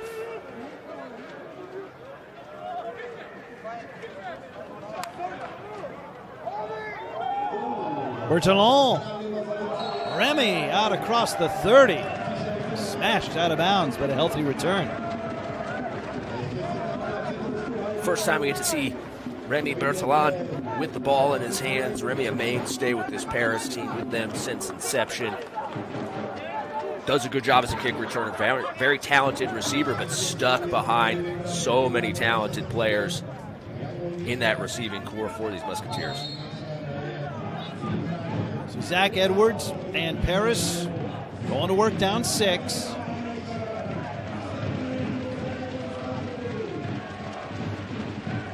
The passing game has opened up after a rough start. They will begin on the ground with Bafunda. He runs between the hashes. They bring the big left tackle pulling around against these 3-4 teams. Sometimes that defensive end will play just inside that tackle, so you got a good angle to kick him out with the guard, pull the tackle around to the front side. Tackle trap, one back power version of the same play. 5 yards, efficient run. If you're scheming for run game and blocking schemes, would you rather deal with a 3 or a 4-man base front? I would personally, John, rather go against a 4 down front. My entire time in the NFL, everything that everybody was doing was 4 down, over front. I come to Europe and all of a sudden everybody's playing 3-4 fronts, playing quarters, saying, holy smokes, we haven't seen a quarters team. I haven't seen a quarters defense in like 7 years. I'm sorry, a 3-4 defense in 7 years, a 3-4 quarters defense. It was an adjustment. It depends on what you're used to. And if you see a lot of 3-4, you get used to playing against a lot of 3-4, and you probably prefer it. But if you see a lot of 4 down, that adjustment to 3-4 can be a little difficult. Just because all the blocking math has to get recalculated. Yeah. 3rd and 4. Edwards straight ahead against a blitz. He gets there. Gutty run. Edwards read that well. Looks like Emmanuel Icaro, the safety for the Prague Lions, down on the play right here, holding his head. Let's hope he's all right. He's been a playmaker and a big hitter for this defense, who just catches a knee to his face mask right there. That's a tough one. That'll be a tough loss for Prague if he can't go. Emmanuel Icaro is British. Yeah, those injuries are, that's just kind of the collateral risk of this collision sport.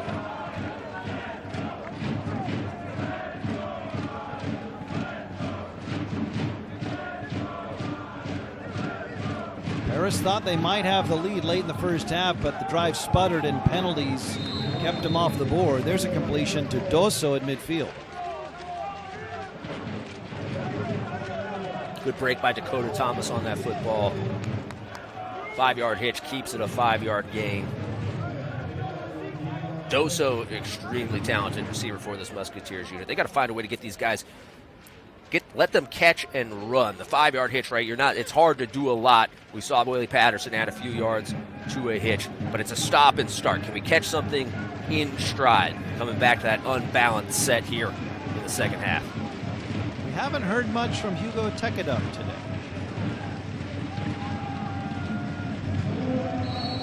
Second and 5, a short run. Bafunda brings up 3rd down and 4. Coming back to Tekadum. Has this been Prague's outstanding defensive scheme, or is this just kind of the luck of the draw for the top receiver for the Musketeers? Yeah, a lot of things always go into that. Is the team how are they going to match up against your players? We've got 2 American corners on this Prague defense. Are they going to take away? They're going to line up outside and take away the outside guys. Are they going to move into the slot? Sometimes you don't know going into a game. It can be a little hard to feed some of your homegrown playmakers when you don't know exactly who's going to be covering them. Leaping grab, and there he is. We'll go attack it up. First down, out of bounds on the near side. 34th catch on the season for Ugo. Most receptions, most receiving yards, most touchdowns caught for this Paris side this season. And you get the feeling it was just a matter of time before he got involved. On cue, as always. As soon as we start talking about Hugo not touching the ball, that's where the ball goes.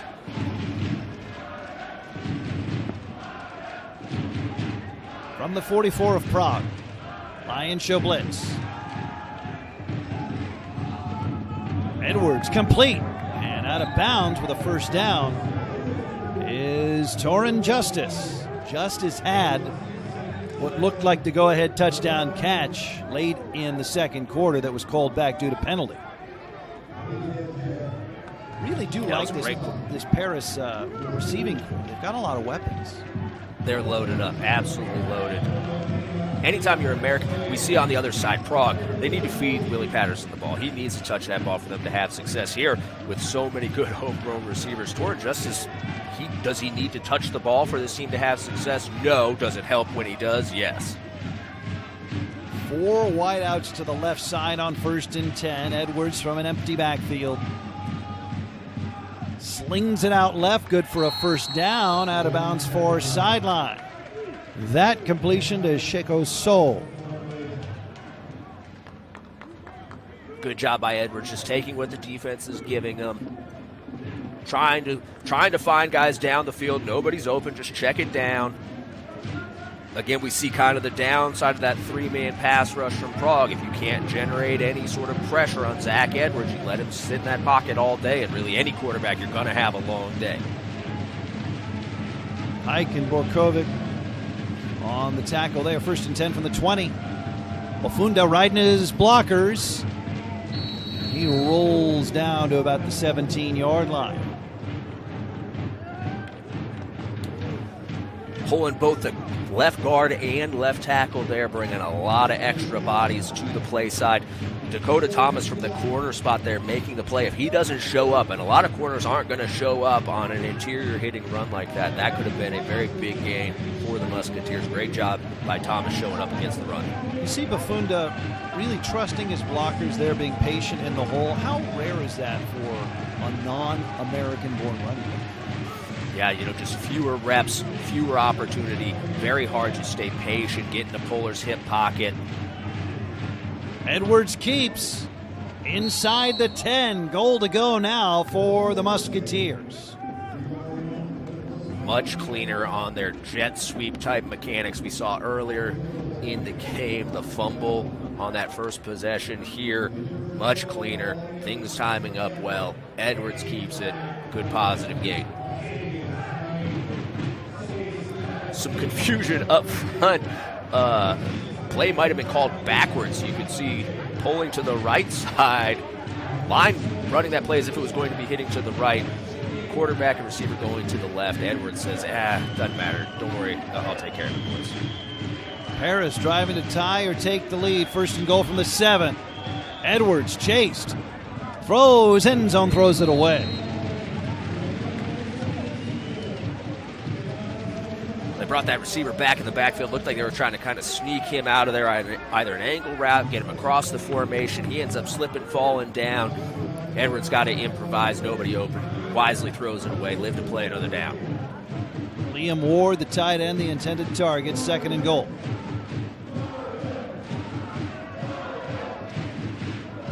Time-consuming drive for the Musketeers to start the second half.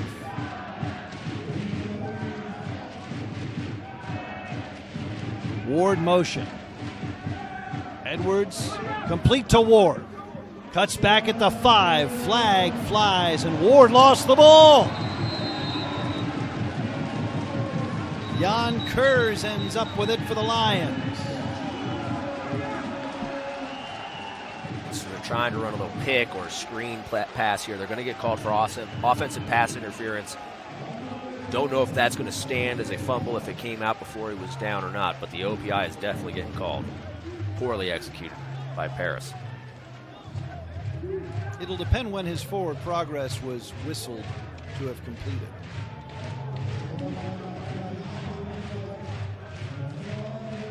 In real time, I thought his forward progress had been halted, but again, it matters when the whistle sounds.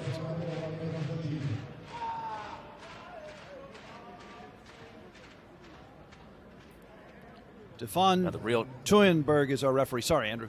Yeah, the real drama. Can he find the button? The ruling on the field was the forward progress had stopped before the fumble. However, pass interference, offense, number 10, 10-yard penalty, replay, second down.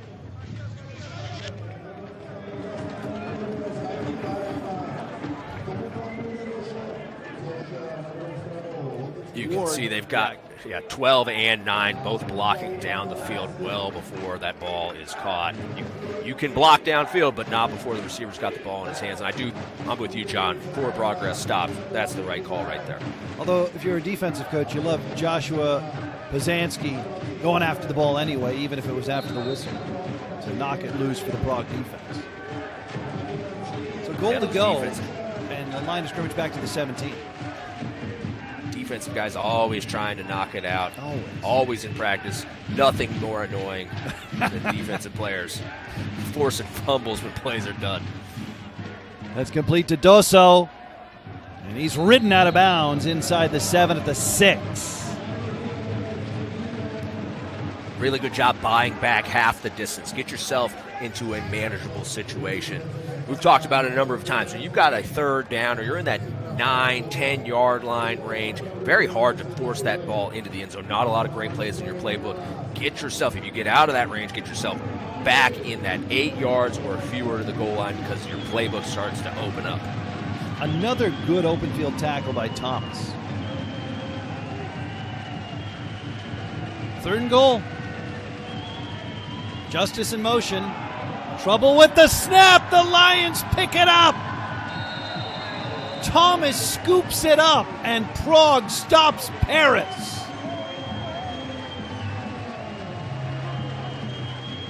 Holy cow. Boy, John, I didn't even see it. I didn't see what happened to that quarterback center exchange right there. That ball came scooting out of there. Andrew, you have been on this all game long. It hit Bafunda in motion. Oh, coming across either part of the route or part of his pass pro responsibility, hits him smack dab in the head and goes shooting out of there. That's bad luck right there. But Andrew, credit to you. You identified it before kickoff that the center to quarterback exchange had been fraught for Paris, and it costs them dearly here.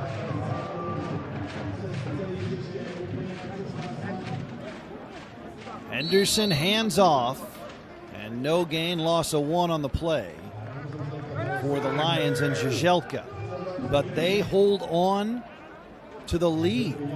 We are halfway through the 3rd quarter. That Paris drive, an epic journey, an odyssey, and yet it does not bear any fruit. No, and you only get so many opportunities. You got to capitalize when you have the chance. Obviously. The way this game's been played, with time of possession being such a huge factor in so much running of the football, there's going to be a premium on possessions left in the game. Yeah, that's a great point. Offense, number 66. 5-yard penalty, still 2nd down.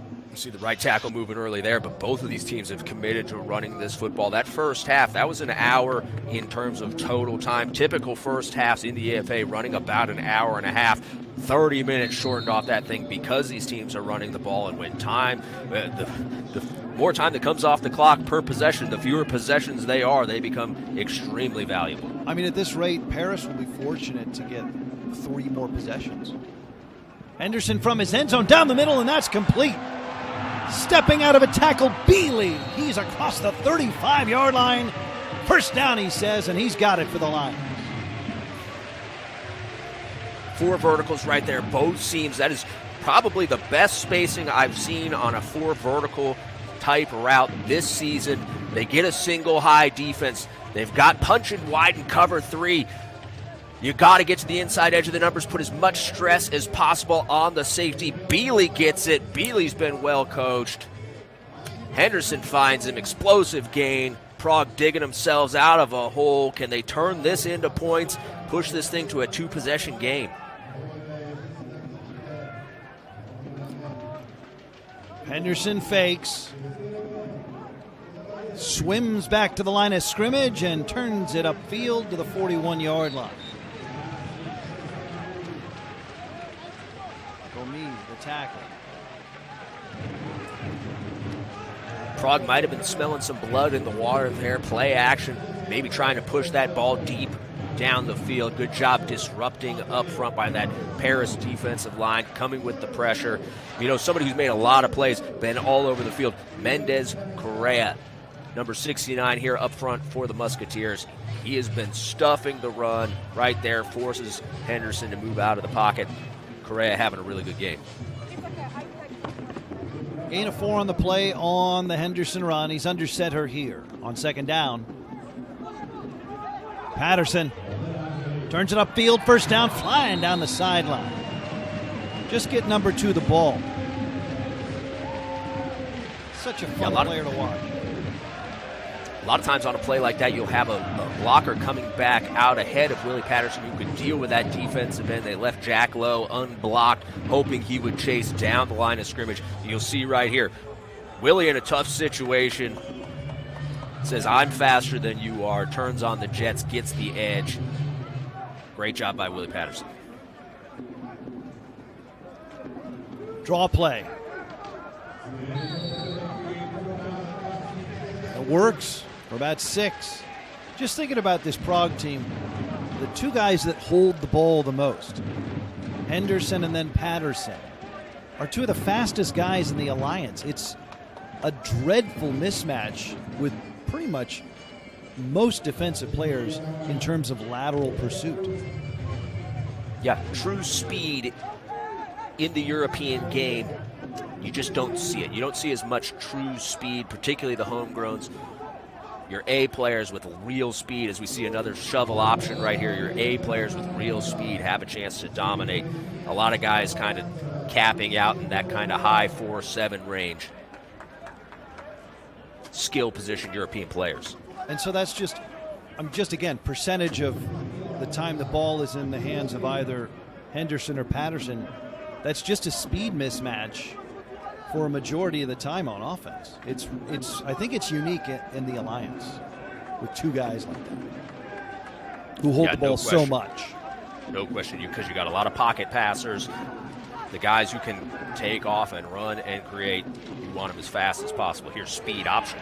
Another option and a 1st down, and Henderson inside the numbers, moves the chains again. Uh-oh.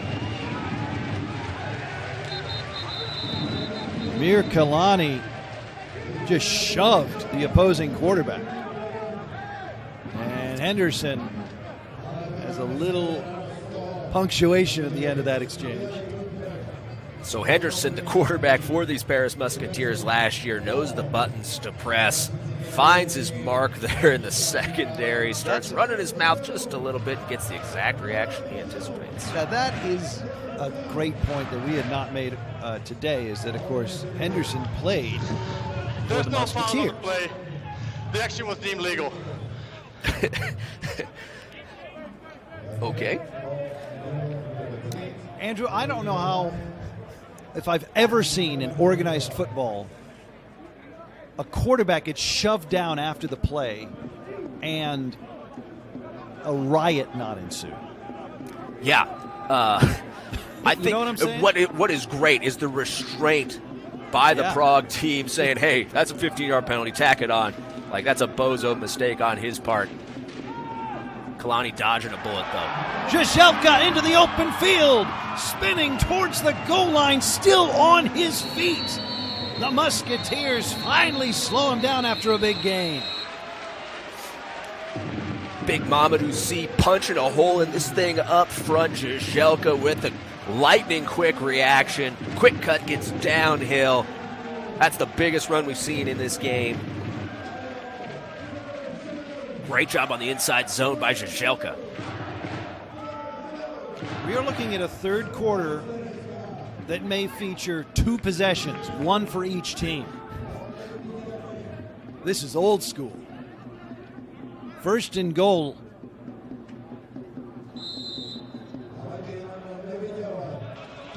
Timeout. The Lions burn a second half timeout. The second half. So what I like what Prague does is they move Willie Patterson around. They get him at a lot of different spots. When you do that with a single player and you move him from outside to inside to the backfield, everybody else has got to understand there's going to be a lot of formation names. There's going to be a lot of terms, a lot of ways to get that guy where you want him, and everybody's got to be ready to react and align accordingly. A little bit of a miscommunication there. Prague forced to burn that timeout.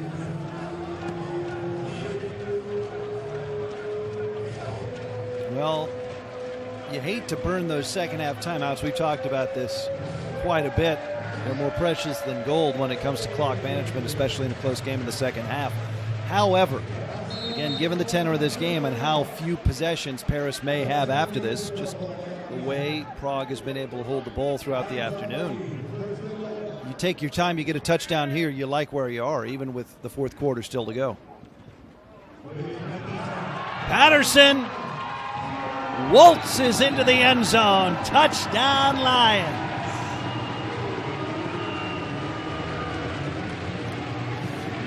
Little traffic type route right there.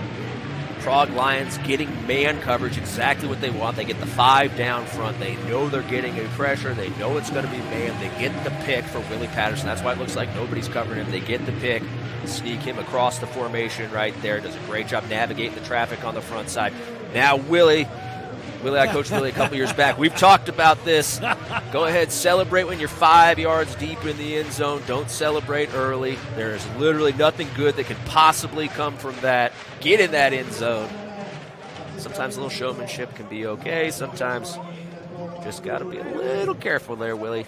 Nice job, nice design by the Prague Lions. Great job, Dave Warner, taking over this offense, starting to hit their stride.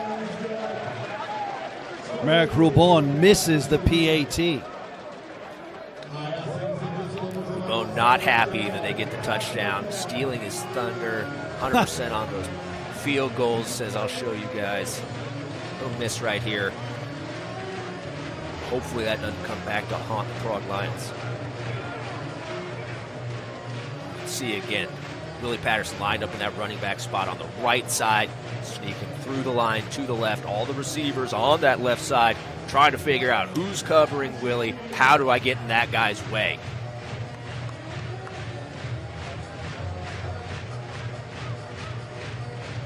All right, well, that missed PAT means instead of a 13-point game, it's a 12-point game, so it was still just 2 possessions. But, yeah, you wonder if it looms large as we approach quarter number 4. Both teams with epic drives.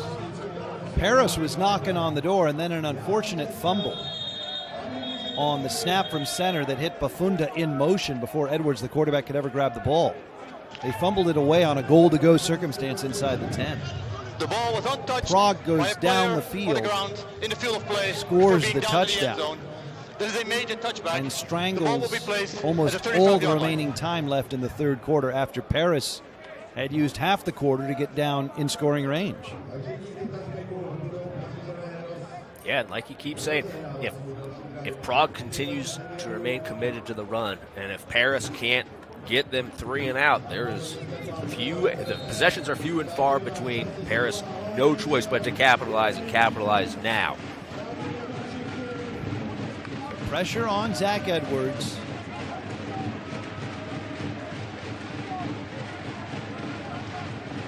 With Kandar in the backfield, double slot, Kandar motions out of the backfield, swing it to him. A slow motion cartwheel up to the 38.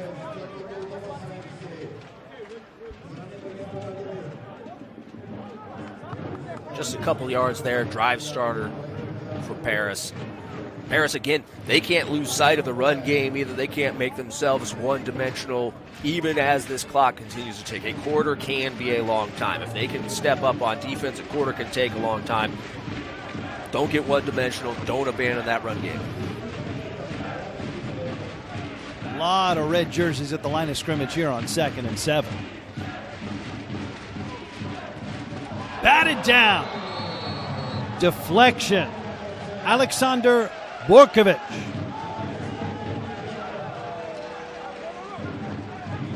Yeah, no guesswork there. They got everybody on the line of scrimmage. Those DBs, depth, eyes, and leverage of those DBs telling you it's cover 0, that they're coming. Really good job on the deflection. Killing that 2nd down, setting up this 3rd and 7.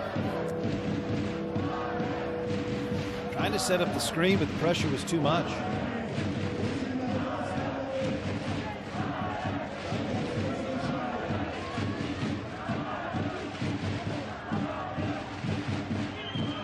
Edwards against a 3-man rush. Complete. 1st down yardage. Tekkenham fighting towards the 50.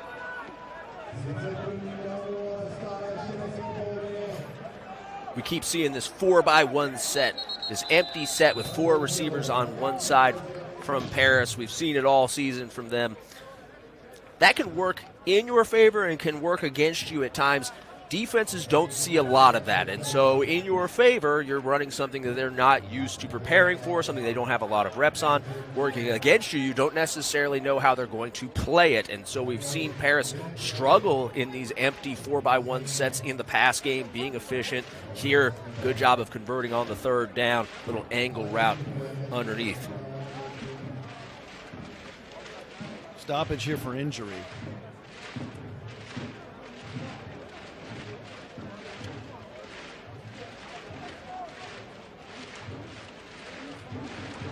I think the injured Lion is Martin Mashek, 55. Yeah, bad angle there. Got kind of bent up.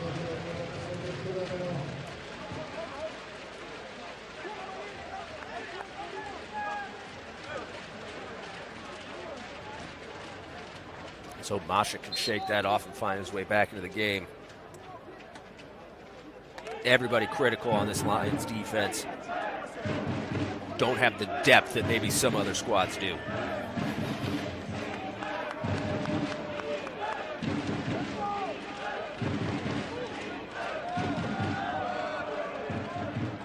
Kondar trying to get outside, can't do it. Ken Hike Jr.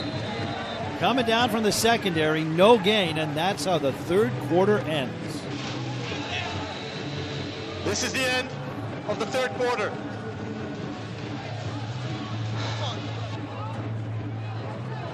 The Prague Lions looking to win back-to-back games, looking for their first home win in the European Football Alliance. We'll go to the 4th quarter. Paris driving, trying to stay in it. 2nd down and long. He's got a man wide open, and his cut could be 6. He's to the 5. He's to the goal line. He's in. Touchdown, Musketeers.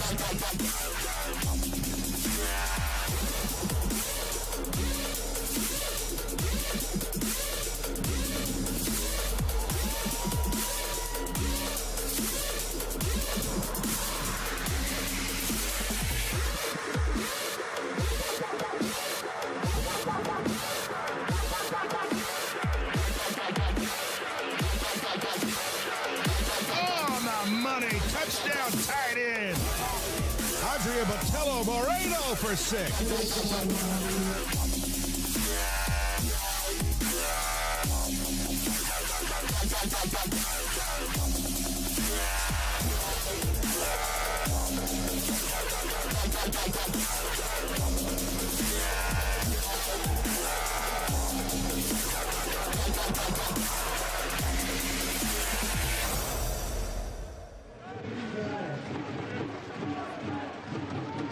Start of the 4th quarter. Paris has not led. Kondar breaks a tackle, surges forward, and sets up third down. Andrew Whiting or John Ramey with you. Prague Lions were winless until 2 weeks ago. A 1-point win for their first win of the year on the road against Raiders Tirol. Now playing in just their second home game of the season, looking for their first home win in their European Football Alliance history. Still got a ways to go, but they are in the driver's seat, playing well both sides of the ball right now.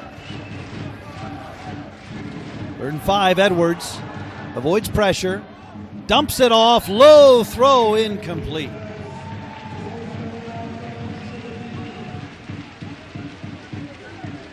Well, curl flat combination there on the right side. Edwards had the curl, could have let it fly, escapes. Kind of an off-platform throw there to Kondar, a little low. Should have been a conversion. Will they go for it? Do they feel like they need to press at this point in the game? Looks like yes. How many more possessions will you get given the way that Prague has held the ball? So they go for it. Early in the fourth quarter, down 2 possessions. Only 2 down linemen for the Lions. They rush 3. Edwards. Incomplete. Trying to thread the needle to justice. Prague takes it away on downs.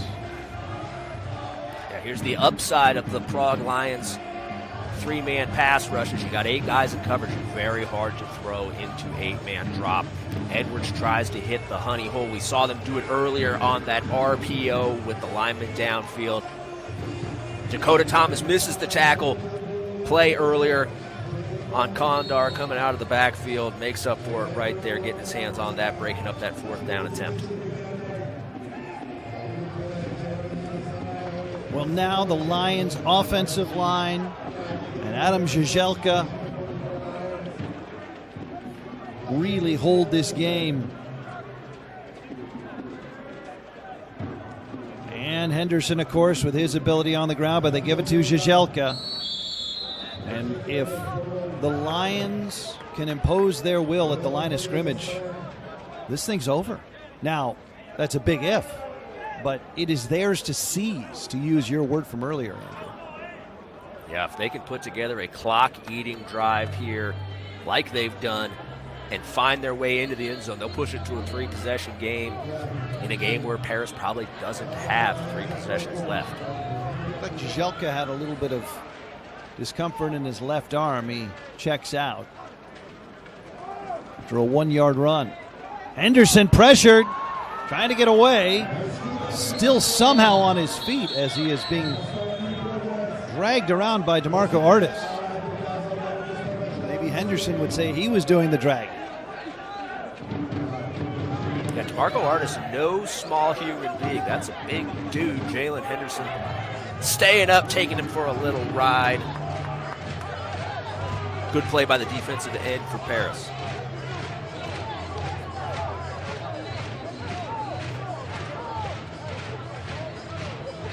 Third and 9. Prague taking their time. You see Pavel Juhas in the backfield in place of Žiželka. Henderson will pass. If he can get away, and he cannot. And the ball bounces out as he tumbles to the earth in the grasp of Baptiste Polier, who sacks him. Marco Artis feeling it now. Great job bending the edge, forcing Henderson to move in that pocket. The rest of that Paris defensive line having a little meeting on Jalen Henderson. Holding. Defense, number 26. 5-yard penalty, automatic first down. Again, we see a huge break from the Prague Lions. We saw it at the end of that first half. The interception on the Hail Mary ends up turning into 3 points. the unnecessary roughness penalty here. They get the defensive holding, sack that kills the drive. Now it's first down again for Prague. Well, that is a brutal penalty for the Musketeers. Meanwhile, back to your point about Artis, he absolutely destroyed the protection on that play. And then Polier was able to clean up. Meanwhile, motion on the line. And yellow on the pitch. Full start. Offense, number 78. 5-yard penalty. First down. Big Miguel Cabancaya, the left tackle, Spanish left tackle for the Prague Lions, import for them. Cabancaya played for us with the Barcelona Dragons in 2022, the first organized football he had ever played in his entire life. Has come a long way, now an import in the EFA.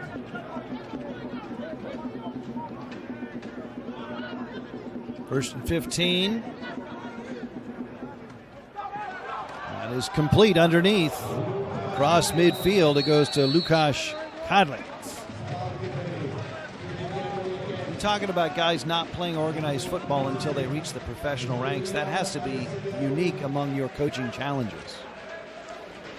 Yeah, you're talking a guy shows up, has literally zero clue what to do, when to do it, and to compound things for Cabancaya in practice every day, going against former SEC Defensive Player of the Year Michael Sam.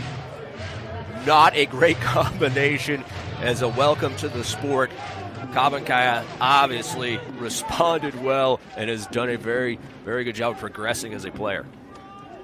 Tipped to the line of scrimmage. Patterson hauls it in anyway, and he lunges near that first down yardage. He's marked down shy of the 40, and then a little scrap at the end of the play. Who me, says Amir Kilani. But yeah, just to complete the thought about Cabancaya, the guy's never played football. I feel like offensive line might be the most challenging position imaginable to learn the game as an adult. There is so much that goes into that. Everybody thinks, hey, it's just big guys roll off the football, hit somebody. No, that's defensive lineman. Offensive lineman, you got a whole lot of plays you got to figure out.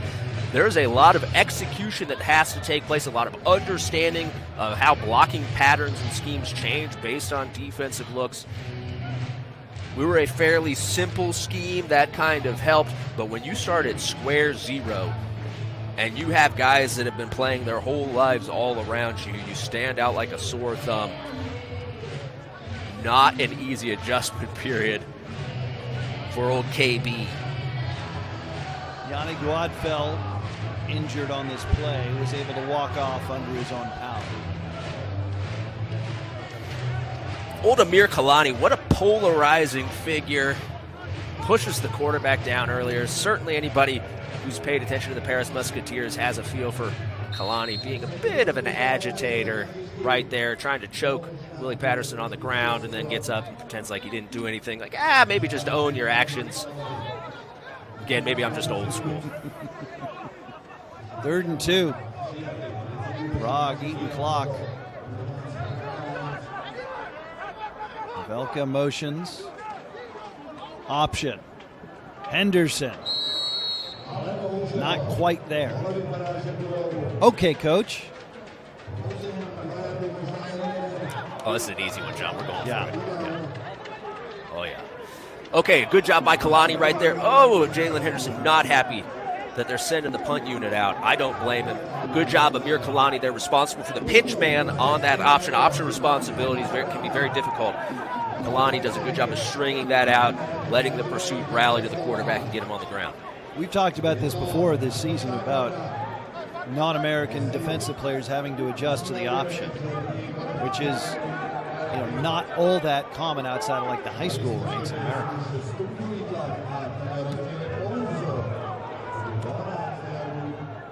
This punt bounces at the 20 and goes out of bounds on the far side, so no return opportunity. Paris gets the ball back. There is time, but they must make hay now while the sun is still shining.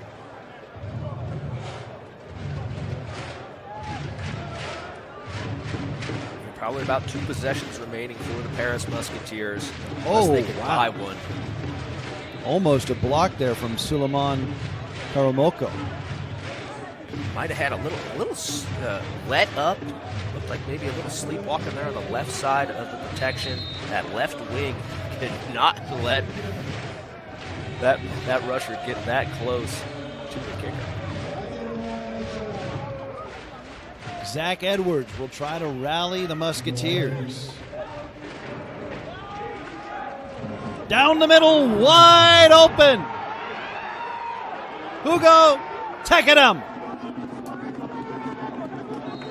And just like that, it's a one-possession game.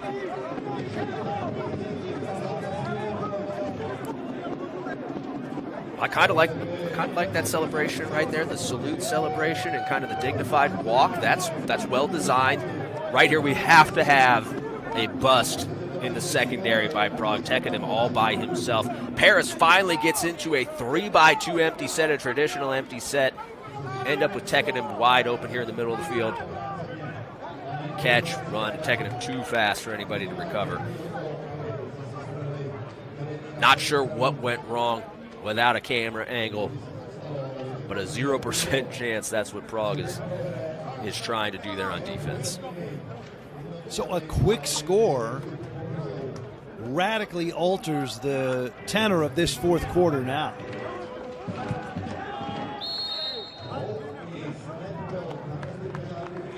Faithful's PAT is good, and things just got real interesting in Prague. Yeah, Prague in that driver's seat. Now Paris trying to tug him out of the car. Edwards at his best when he's working the middle of the field. Again, this is easy, right? A bust by the defense makes this easy. Edwards has always been at his best. It's things inside those numbers, kind of hash to hash, that alley area there inside the numbers. Another look here at the celebration. Hard to say that I don't love that celebration. That's well choreographed. You mentioned Edwards at his best working the center of the field. How about Edwards at his best down in the second half? He doesn't get the nickname Magic Zach for nothing. Yeah, I hope the origin story doesn't come out and he just gave it to himself like years ago, like his gamer tag on Xbox Live or something like that. That would be devastating. But no question, Zach plays his best football when it absolutely has to be played. Hike Jr. Hike Jr. He's out of bounds in Paris territory. Ken Hike Jr. responds with a big return after the Paris touchdown. Outstanding response and horrible ball security. Somebody tell Hike Jr. tuck that thing away. Massive gain. Trying to get Prague back into that driver's seat, trying to shut that door on these Musketeers. Faithful tried to kick it away from him.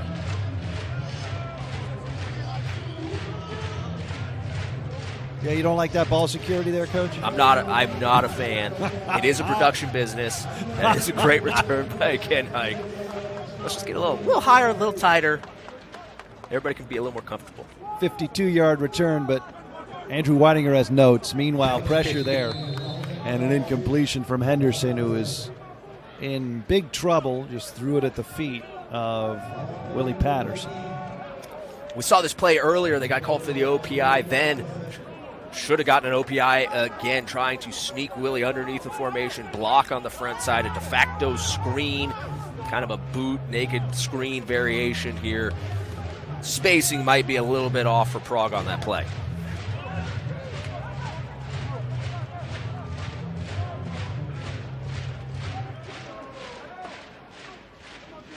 Double tight end look. Too tall at the 35-yard line for Patterson. And we saw Willie get Liggins on a comeback earlier in the game. Liggins pays back, returns the favor right here. Really good coverage on the comeback. No chance for that thing to be completed. Don't know.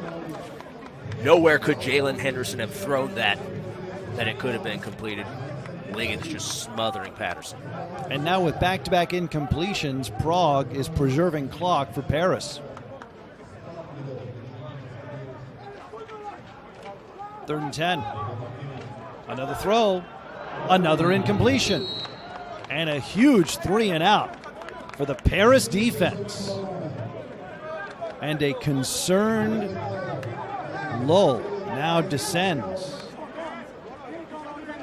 at Viktoria Stadion. Yeah, the Prague faithful been riding high all day, and all of a sudden, 3.5 quarters of dominant football, of controlling this game, looks like it potentially slipping away. Punt formation, but a flag down. 12 men on defense. On the defense, 5-yard penalty, still 4th down.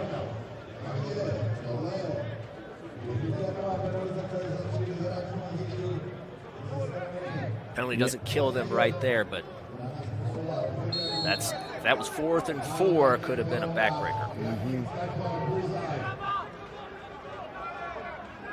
Punt formation for the Lions. Concerned murmurs in Prague. That ball bounced in the end zone and is signaled to be a touchback.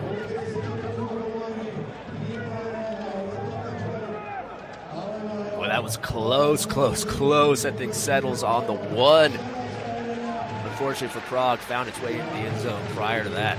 Josef Janota trying to keep that ball from becoming a touchback, trying to down it inside the 1 for the Lions punt coverage team, and he is walking gingerly afterwards. If Rubon had pinned this inside the 5, he would absolutely have to be the man of the match. Oh, shoot, he'd be a legend. They'd be the statue. They'd be erecting it before the end of the game. He's made field goals from 40 and 47 yards.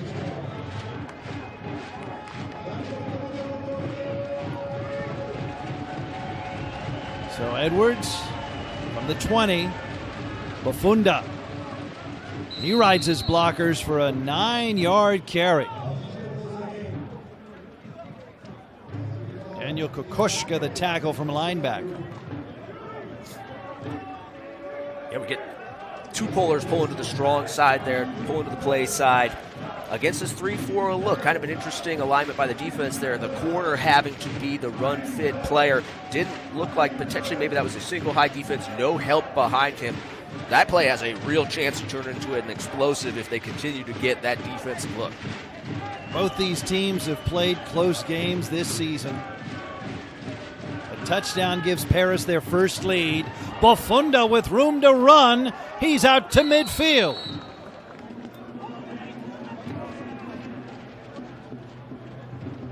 And it is very quiet in Prague. All right, so we've seen Žižkov with the explosive run, Bafunda with the answer.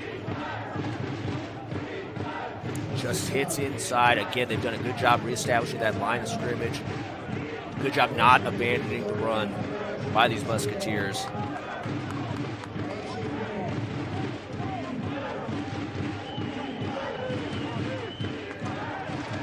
Edwards. Complete. Ugo, take it up. Inside the 30 to the 25. A big second half for big number 12. Another seam route, well spaced on the inside edge of the numbers. Again, Zach Edwards at his best when he's working this middle of the field. Good job finding Tekadim. Good job by Tekadim understanding where he needs to be to properly space this field out.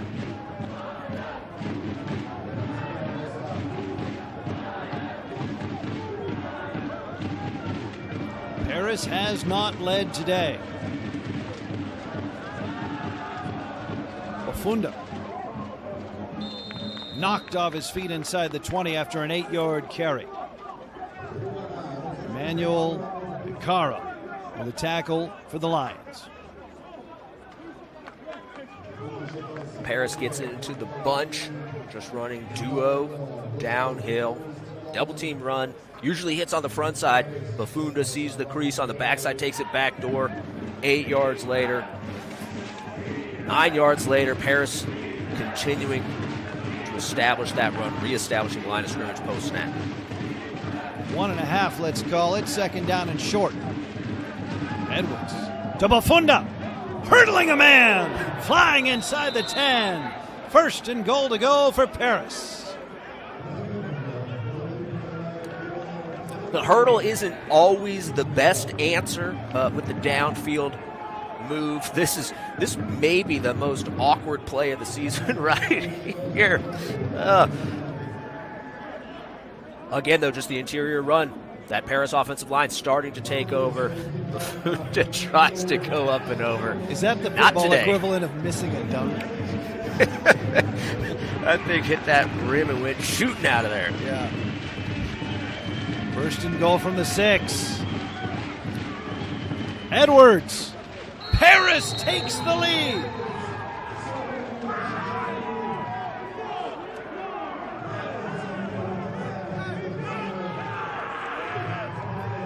Again, we've got kind of the awkward. We got a lot of dabbing. The dab. I don't know if I like the dab as much as I like the salute celebration. But you can see here, kind of, they've got the quarterback inside zone to the left. Again, Zach gets outside of the tight end. That's not, when you draw this up on the board, that's not how you want it to look. Edwards makes the best of it, though, gets back in behind those blockers and turns it into the touchdown. What a turn of events for these Prague Lions, not going for it on 4th and short, and everything has been downhill since then. Third rushing touchdown of the season for quarterback Zach Edwards, who has the offense out there for a 2-point try.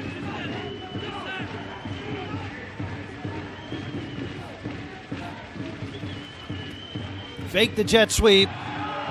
Edwards going nowhere. Marek Danik totally eclipsed Zach Edwards in the backfield. And the conversion fails. It's a 1-point game. Paris, their first lead. Prague has 4:52 left in regulation. And a hot kicker. Huge play by these Prague Lions up front. Again, we see when Paris tries to use this fast motion from these receiver spots, they just can't seem to get their timing down. You see the collision there, just a little graze of the shoulder, and I don't know if it's gonna matter, but Edwards unable to get his momentum going downhill, immediately has to deal, getting knocked off by that motion man. Not what you want. You see that right there. Again, might not be a factor, but they certainly have to clean up these motion issues. That was Lokman Najem, who had the glancing collision with Edwards there on the failed conversion. Recall it was Bafunda in motion, hit by the snap from center, that precipitated a fumble, and Paris fumbled it away to Prague when the Musketeers were down inside the Lions' 10 earlier in this half. So motion issues, a consistent area of concern for the Musketeers. Ken Hike Jr. with his team behind for the first time this afternoon.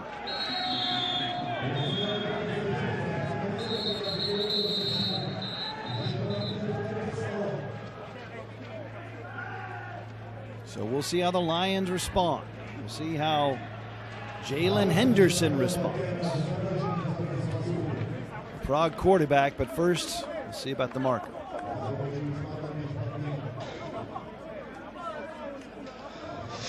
During a return, personal foul, face mask, kicking team number 28. 15 yards penalty will be added to the end of the run. First down. Paris penalties have unquestionably aided the Prague cause today. Yeah, penalties, the turnovers. You know, a couple turnovers for Paris here inside the red zone. This game may be as close as it is right now. Paris has to feel like this shouldn't be quite this close if it wasn't for their own mistakes. Draw play. Nothing there. Again, we see. Can't get free. Yeah. Mendes Correa again up front. The plugger Mamadou Sy with a big game last week for Paris. Mendes Correa coming up big so far in this game.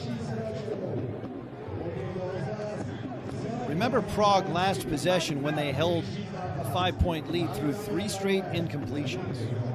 Now they start on the ground and lose yardage. 2nd and 11. That's complete. Across the 40-yard line. That is Radim Kalus with his first reception of the ball game. Kalus, one of the best Czech players on this roster. Him and Bealey, very good in the pass game. They've got themselves into a 3rd and manageable. They hitch there, get some 5, 3rd and 5, a whole lot better than 3rd and 10. Can they convert? Are they in 4-down territory? Trips right for the Lions. Everybody on the line for Paris, or nearly everybody. Big blood of Musketeers, and here they come. Complete, 1st down, Patterson. Stretching that ball towards midfield, and the Lions convert on 3rd down. Good design by Dave Warner right there. They motion Willie Patterson down. They get Paris in this man coverage to go in and out. One DB going to take him if he goes in. The other DB going to take him if he goes out. Patterson extremely intelligent. We ran a ton of this. We called it choice.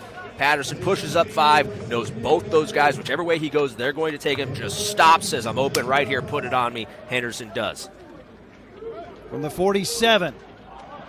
Henderson spinning through tons of traffic and somehow has 9 yards on that quarterback draw.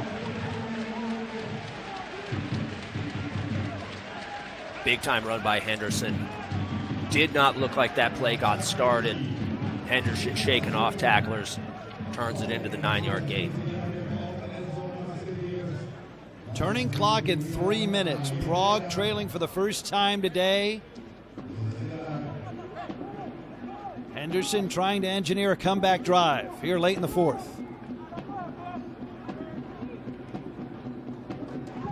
Quarterback draw. 1st down. He's to the 35-yard line. They have certainly spied something in the run fit from the Paris defense, and they're exploiting it. And Dave Warner continuing to do a good job of mixing up his run types. Henderson getting loose. Riding the hot hand, riding his best players.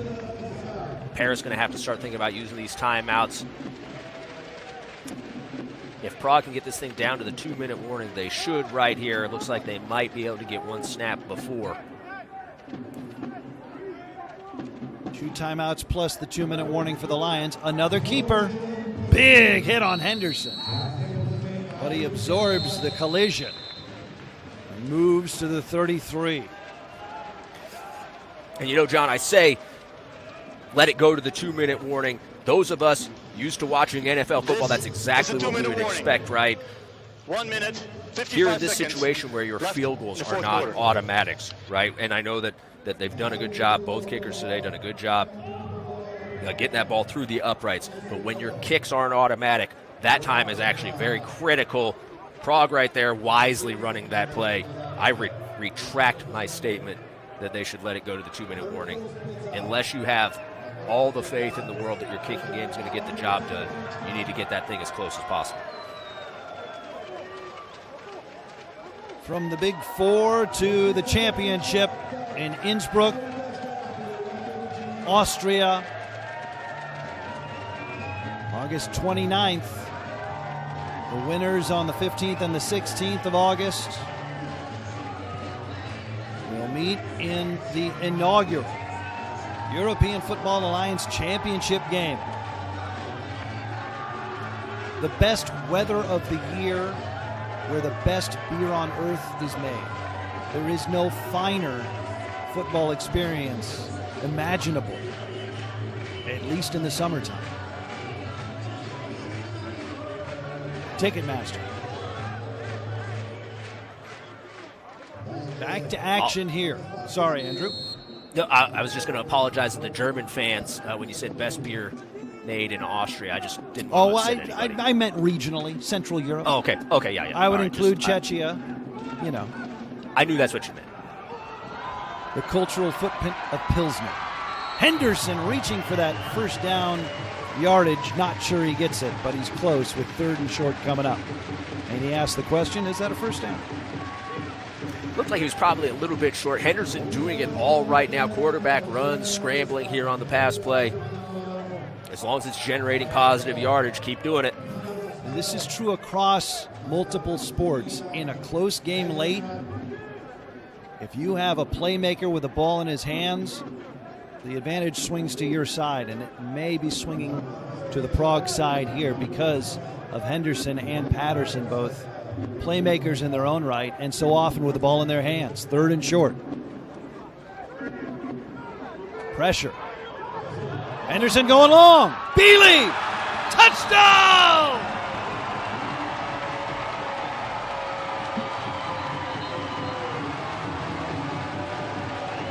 We'll see about the marker. Yeah, I got to assume, didn't see where it came down, but defensive pass interference. Amir Kalani's strength is not man coverage. He is a zone nickel here in man coverage on the Pass perimeter. interference, defense, number 3. The penalty declined. Result of the play is a touchdown. Henderson to Bealey, and the Lions are in front. Tough draw for Kalani, getting Bealey there just on the go route. Bealey's got him beat, got to step on him. Kalani plays into his body to draw the penalty. Bealey does a great job adjusting to this football, coming back for it. Bealey, an exceptional young player for these Prague Lions. Exceptional young player in the Czech Republic. Matthias Bealey with his 4th touchdown reception of the season. Prague is back in front inside of 2 minutes in regulation. 2-point try, and overthrowing the tight end Havelka is Henderson. Well, maybe just one step early, turning back to get that to the tight end. Looked like it had a chance. Again, they get the man coverage. They're going to get that aggressive pass rush by the Musketeers.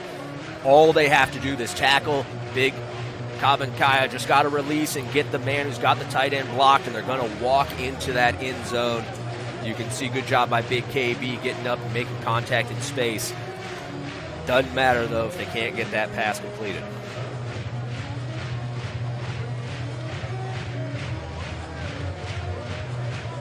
You know, Bealey with the game winner against the Raiders T-roll 2 weeks ago. Last time the Lions were in action. Bealey on fire here late in the season. Critical, showing up big time in big situations.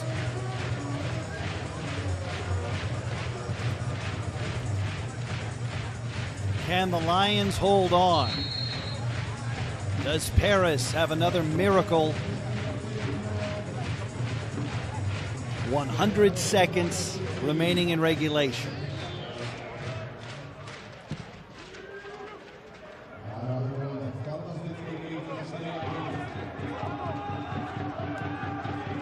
Bertolon. Yanked down across the 25, falling to the 27. Caro the tackle. 93 seconds, 3 timeouts for Zach Edwards and the Musketeers. A field goal will do them no good. A lot of time, but also a lot of ground to cover. Keep working that middle of the field. If you're the Paris Musketeers, keep working that middle of the field. Keep spreading this defense out. They're going to be in their drop 8. Be ready to adjust when they're not.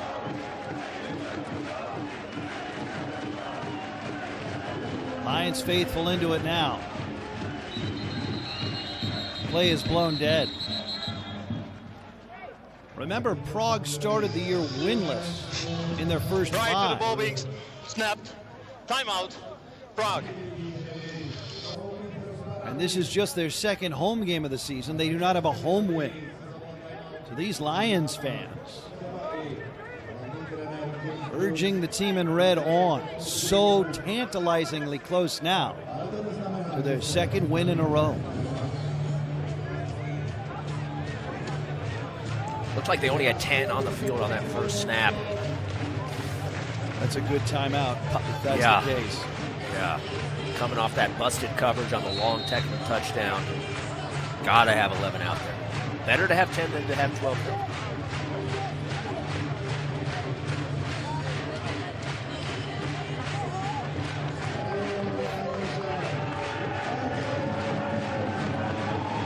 Four wide receivers left.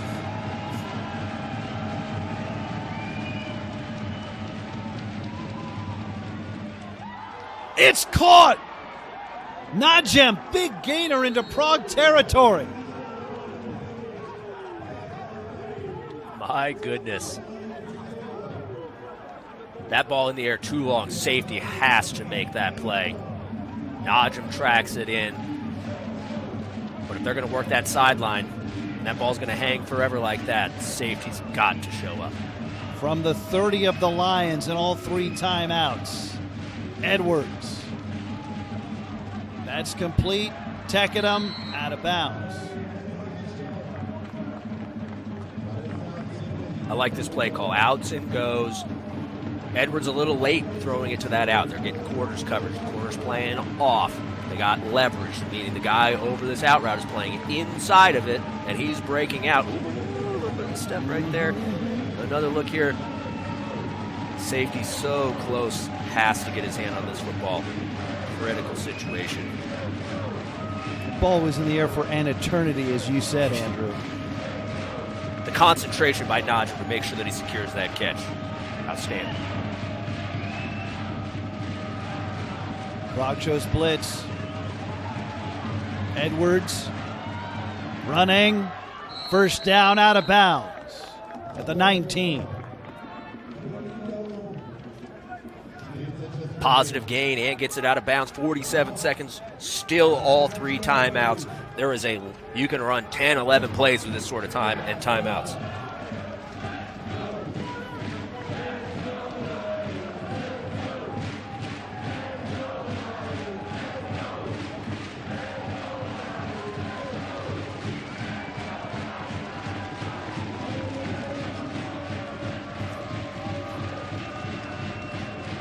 First and 10 from the Prague 19.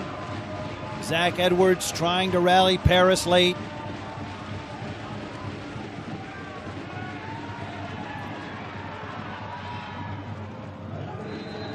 Incomplete.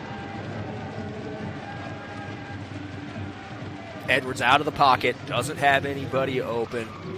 Don't force it. Like we just said, there's a lot of plays left in this game. You've got your timeouts.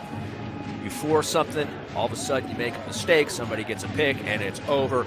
Live to play another down. Wise decision.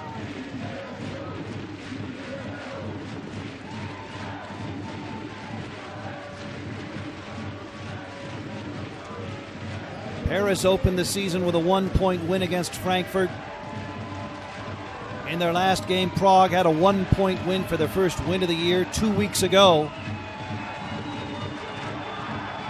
Of his back foot to the end zone. Touchdown!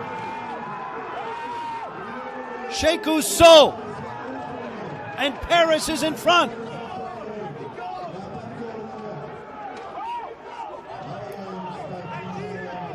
Got to get another look at what happened right here. So with the corner route, Prague just loses sight. I don't know that so ruled a touchdown. It'll get taken a look at. We can see his feet right here. Oh boy. Right foot down for sure. Don't know about the left. This will go to review. 2-point try for Paris. Maybe it won't go to review. And the refs are looking at this, right? There is a replay official. He is looking at it. If he doesn't have any concerns, then they're good to go. Kasper Christofferson is the replay official, and apparently no review. 2-point try, Edwards, quarterback draw. Goes left, and he's in. Paris 28, Prague 25 in the final minute of regulation. Same play they ran on the last 2-point attempt. This time they just take the motion off of it. you can see a lot cleaner.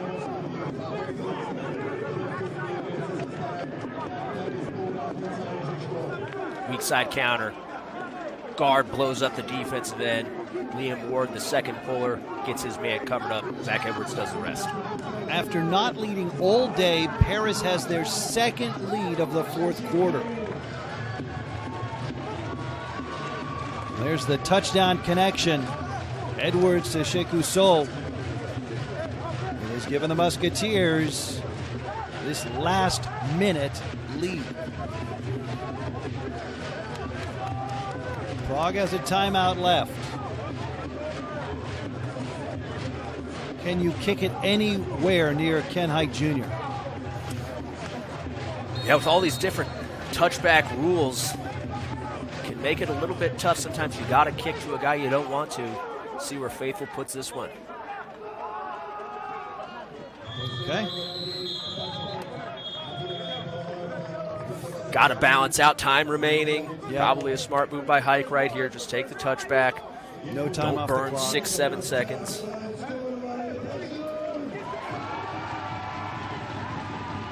What a game. We've had some outstanding games here in the EFA. This is what we've been striving for in European football. Close games, competitive games. Every team, when they step on the field, has a chance to win. This is compelling football, baby. Let's go. It is compelling, and you do feel an equilibrium of playmakers on both rosters.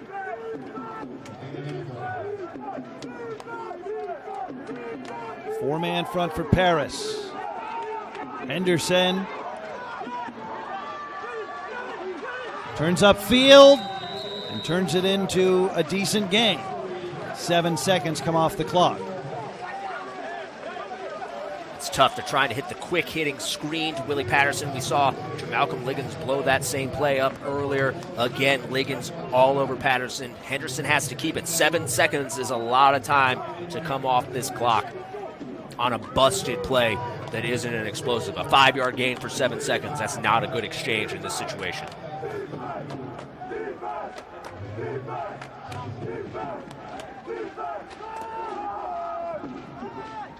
Down the middle. Ball is out, or rather helmet is off. Timeout going to have to be used here. Or will it?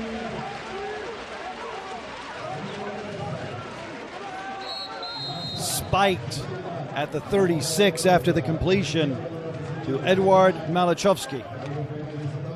So Prague will have a shot. Again, we get the 4 verticals. Again, Prague understands how to space the field. 5 seconds on the game clock. Single high coverage. 0-5. Get on that inside edge of the numbers. You can see the competing philosophies in terms of using your timeouts or spiking the ball. They retain having, so it looked like it was going to be 6 seconds. Now it's 5 seconds. So by not using that timeout, getting themselves down to 5 seconds. The idea being, we're saving the timeout. We can use the entire field on this next play. But at 5 seconds, that becomes a very risky proposition. You hit a dig, and that guy doesn't get down right now, you might run out of time on this clock, and that timeout just goes to waste. My personal approach, you use the timeout, and you worry about clocking it later. So Preserve time while you got it. Could be the last snap of the game.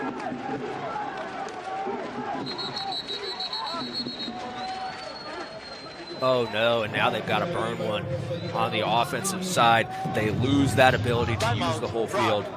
This is the third and final timeout, the second half. Something you sometimes see in these situations with 5 seconds, the offense will call it like declare down. So in the huddle, you're saying, hey, we're running a slant route, but you have to declare yourself down. As soon as you catch it, you hit the deck, we're going to start calling timeout. We know that can take right around 4 seconds. But having to use that timeout, they have just lost any ability to do anything that hits inbounds. My personal opinion, you have to send out the field goal unit now. Looks like that's what they're going to do. 54-yard try. Roubon has hit from 40 and 47 today, both season longs. Tough ask on the kicker, but if there ever was a time. 54 yards to tie the game. Decent snap. Kick is good. Roubon ties the game with zeros on the clock in the fourth quarter. 54 yards. Slow walks himself back to the sideline. The swagger is off the charts. He knows the statue's getting built. What a big-time kick.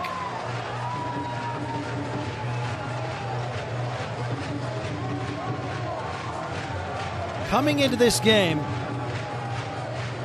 Marek Roubon was 2 for 5 on the year with a long of 32. He is 3 for 3, connecting from 40, 47, and now 54 yards out. Although he has missed a PAT, a tour de force by the Lions kicker. Oh, John, I didn't know if we were going to bring up the missed PAT. That would have been the kick to win it. Roubon on fire, though. What a huge, huge kick in a huge situation. Overtime rules in the European Football Alliance, NFL overtime rules. 10-minute period, both teams get a possession. If the game is still tied after both teams have possessed the ball, or if the opening possession ends as time expires. Sudden death rules apply until a winner is determined. If the score remains tied after the 10-minute period, the game ends in a tie. Yeah, with these new rules, kind of interesting. We saw the Jacksonville Jaguars last year electing to receive in the overtime period, knowing they were going to try to run that clock and get as much time off the clock as possible. Since both teams do get a possession, they're trying. They've got their whole, if you take the ball, you have your whole playbook available to you, and if you're able to bleed enough time off the clock, you can put the other team at a disadvantage in a 2-minute type drill. Conversely, if you kick or you get the ball second, you know exactly what you need to do with it. So overtime in Prague.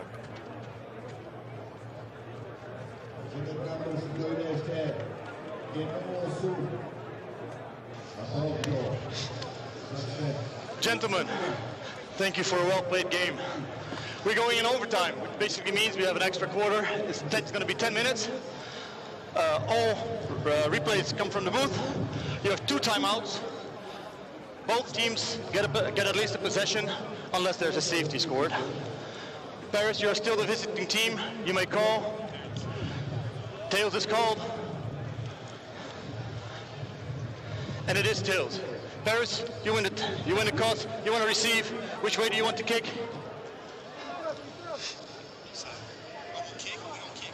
Yeah, you kick.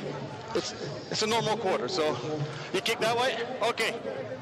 Paris, receive the ball in overtime. Good luck. Have a good. And away we go. 10 extra minutes. Overtime. Prague and Paris level at 28. Andrew Weidinger and John Ramey with you. What a ball game and what a treat. We get a little bit more.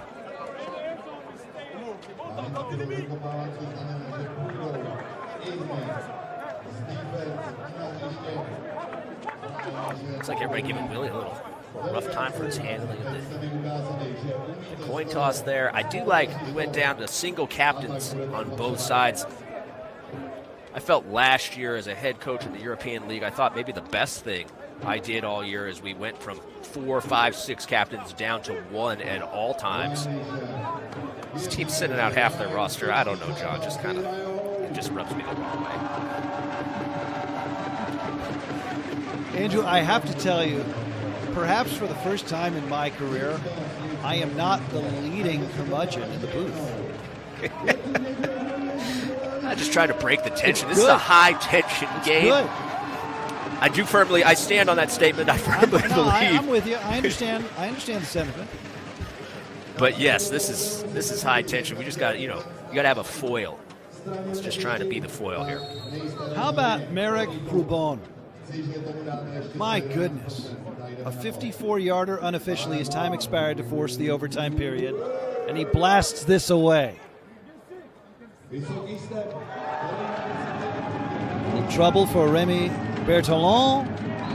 Weaves his way out past the 20. Paris didn't lead all day.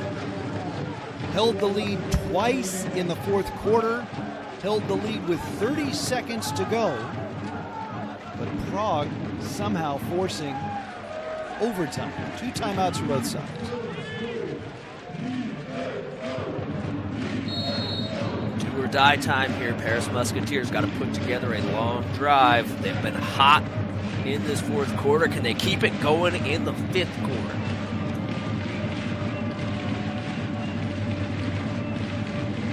Lions load up, showing blitz. They don't bring everybody.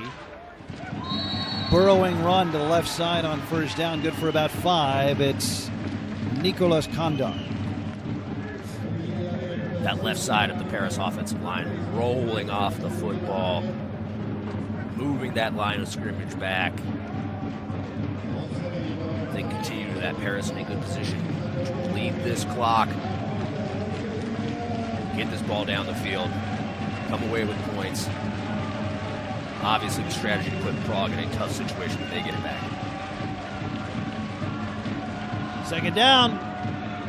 Andar spinning through a hole, first down across the 40. Paris running the ball effectively here at the start of the overtime period. Yeah, the old football saying, we're coming downhill, no fair dodging. That's what we're getting from Paris. Back-to-back reps of duo, getting their double teams. Get that line moving. It's a good offensive play against the 3 down front.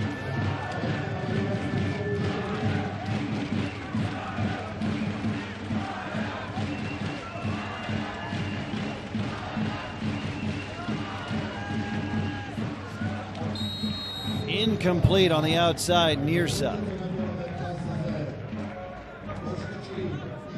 Stick RPO off of duo right there. So the same run play, stick route by Tekkenim there in the slot. Him and Zach Edwards, a little miscommunication. Edwards expecting Tekkenim to break out. Tekkenim hooking up, unable to complete the run pass option to this or that. Am I going to run it? Am I going to throw it?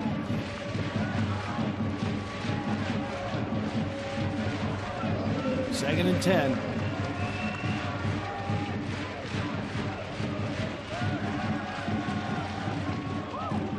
Edwards drops it in. Berthelon out of bounds.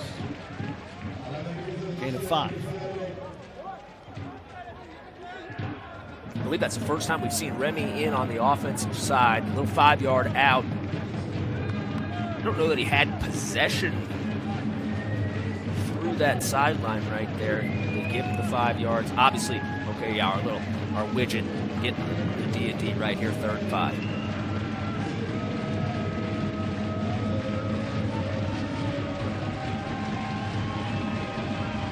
Line to gain is the 50-yard line. Again, a big bunch of red jerseys up on the line. Here comes a blitz. Edwards racing to the 50. He's belted. He's got a first down to the 49 of Prague.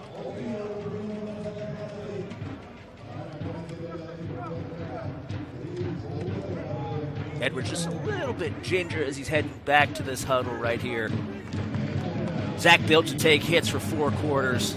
Body just got to adjust to this 5th quarter. He's going to be all right. He took a hit.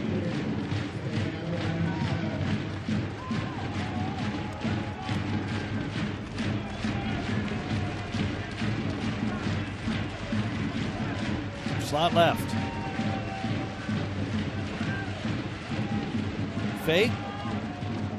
Too tall for Tekkenim. They had a lot of success on that seam route here. They come back to it. Edwards got to bring that down just a little bit, right? That's got a chance to be another explosive gain to Tekkenim. again, when quarterbacks get hit, right, it's not that they're knocked out of the game, but they have to throw the ball. If a running back gets hit a bunch of times and his shoulder's killing him, he can still run with the football. If a quarterback gets hit a bunch of times and his shoulder's killing him, you might have a serious problem on your hands. Is that the effect of the hits that Zach Edwards takes? I don't know, but right there, he is a little high with that throw. 2nd and 10. Running play. Kandar has room, gets outside. Still on his feet. Out of bounds.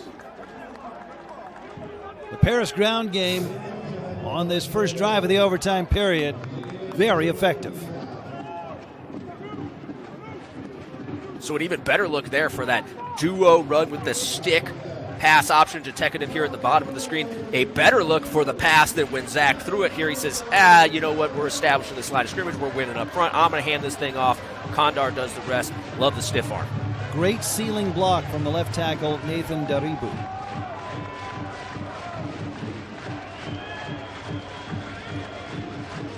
High snap, Edwards corrals. Kandar running left, running hard. He's out to the 24. No real solution for Kandar right now as Bafunda checks in and Kandar checks out in the Paris backfield. Yeah, that Paris offensive line just leaning on the Prague Lions defensive line. That's the play we talked about earlier. They're able to bring the corner into the run fit. They've got a lineman pulling for him. A lot of corners not too fired up about taking on these big linemen in the run game. 8-yard carry, 2nd and 2. Low snap. Bafunda. Prague thinks the ball came out. Prague thinks they've taken it away.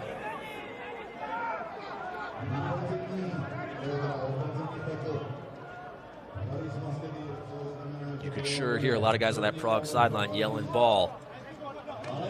See here on the replay. Great blocking for Bafunda.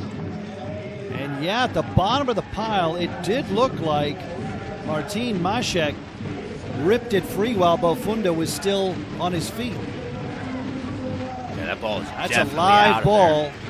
Then it was picked up, however, by Wally Kamara. Heads up play by Kamara right there, salvaging what could have been a disastrous situation. 1st and 10 from the 18 of Prague for Paris. Edwards keeping. Edwards inside the 10, just short of the first down.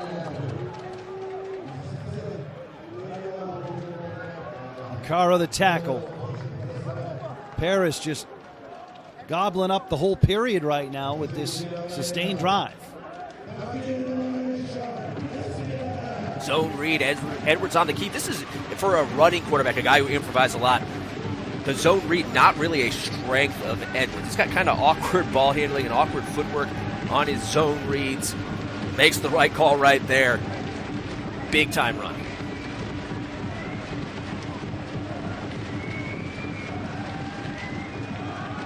Kandar trying to be patient. Does he get there?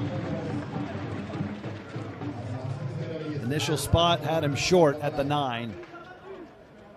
3rd down. You can see this overtime strategy. Every second that's ticking off this clock is a second that the Prague Lions, do not have when they get this ball back. This ends up in a touchdown, and Prague's got to go score a touchdown of their own with limited time. It's going to be a tough ask, a difficult proposition. Paris bleeding this clock in full control right now. Only fitting the overtime period would reflect the flow of regulation. Kandar. First down, then thrown back. But 1st and goal to go at the 7. Caro another tackle.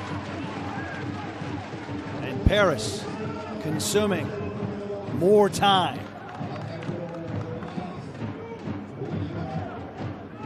Caro showing up against this run.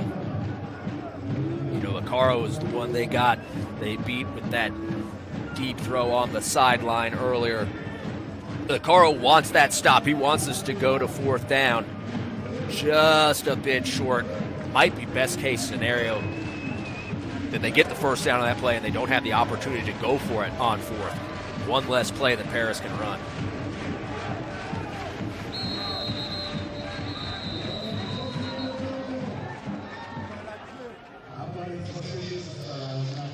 Prior to the game clock expiring, the play clock expiring, correction, timeout, Paris. First team timeout of the overtime period. That is a break for Prague. Yes. Now, Paris is able to get those 40 seconds off the clock before they have to take that timeout. Sure. But Prague going to be in a tough situation when they get this back, regardless of the outcome of this drive.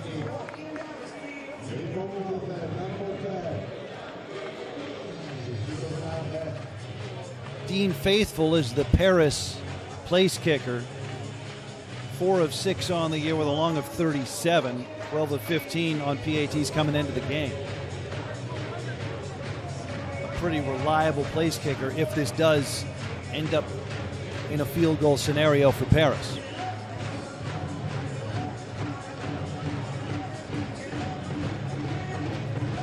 Faithful's been around, kicked in the CFL. Should be as reliable as a kicker as you can find in the EFA. Paris obviously hoping to finish in the end zone, but probably feeling pretty comfortable about their odds if they have to settle for it, for the kick.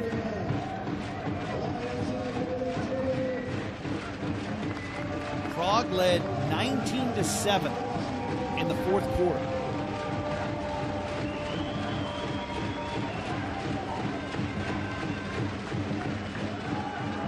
Kondar picking his way to the goal line. He's in. Touchdown, Paris.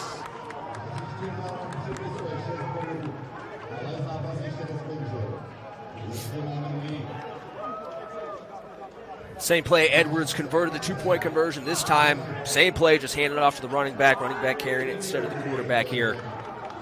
Kondar finds his way through the traffic. Paris able to take this lead late. Not a lot of time left for Prague to recover. Paris did not lead until the fourth quarter.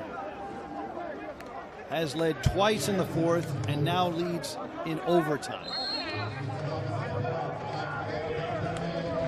And it seems like the Musketeers very consciously have shrunk the playbook as this game has come down the stretch, and it has worked to their offensive advantage as Faithful blasts his PAT.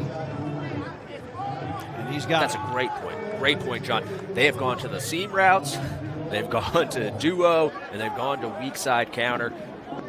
If that's all you need, really, you don't need to run anything else. If those three work, stick to it. Great point.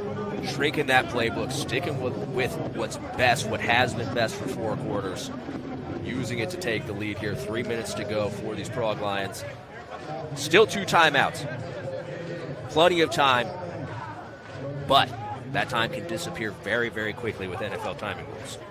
I mean, just back to the Paris playbook shrinking, many of the misfires for Paris offensively in the first 3 quarters came from penalties, and then we saw issues with motion, right? Like on the Bafunda motion that caused a fumble. So maybe it was just addition by subtraction. Yeah, no question. And a lot of times, as a coach myself, I'm certainly guilty of it. You've got a lot in the game plan. You've got a lot that you like. Of course, you want to worked get run, right? But sometimes all you got to do, we see it from the Munich Ravens. If they just run inside zone every single play, like they're usually going to have success. They don't need a very expanded playbook. Ike doesn't touch this. Touch back for Prague. Now with 3 minutes. Landed in the field of play before going out of bounds through the end zone. It is a regular touchback. The ball will be placed at the 20-yard line. First down, Prague. 3 minutes for Prague to come up with 7 or 8. Dean Faithful, that's a great kick right there. Best case scenario, the regular touchback, not the minor, not the major. I don't know how many other types of touchbacks, but when it hits in the field of play, in the landing zone, and finds its way out of the end zone, ball has to start at the 20, old school football style. Henderson draw. Henderson gets outside. Good gain on first down. The clock is the enemy of the Prague Lions now. Yeah, with 80 yards to go, some of these run plays When you talk about shrinking your playbook, some of them probably have to come out. If you're going, again, the trade-off of time and yardage in these hurry-up situations. This not necessarily true hurry-up, but it's about to be after this play if the clock doesn't stop.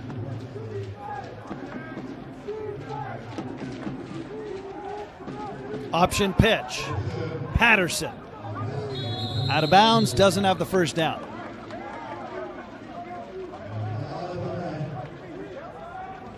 Defensively, that starts with the defensive end. Jack Lowe right there, controlling Miguel Cabancaya, kind of flattening that play out, pushing it out to the sideline. Henderson doesn't have anywhere to go with it, pitches it out to Willie Patterson because everything's gotten flattened out. Kalani able to rally to the football. It all starts with the defensive end. Clearly two-down territory here.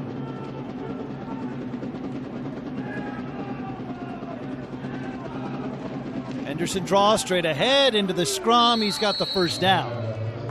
And Prague burns a timeout, or ought to. So what do you think, Coach? Yeah, you know, here outside of 2 minute, inside of 2 minute, probably best that you reserve these 2 timeouts for inside of this 2 minute drill. Usually you want to start taking it when you have two right around like the minute 32 mark is what we used to say. And I'm with them on the run right there. You have to have that first down. This is a 2 minute warning. 2 minutes remaining in the overtime period. Whatever it takes to get that first down, run it. So 2 minute warning. Prague needs 7 to force a tie, needs 8 to win it. John, hold on. Sorry.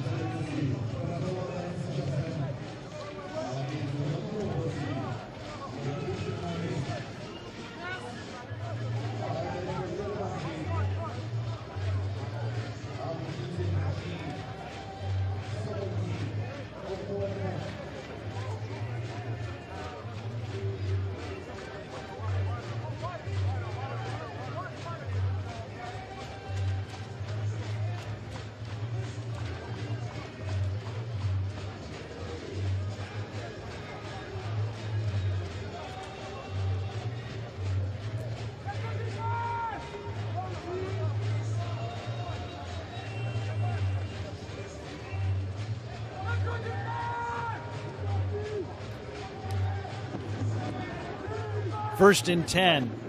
2 minutes to go in the overtime period.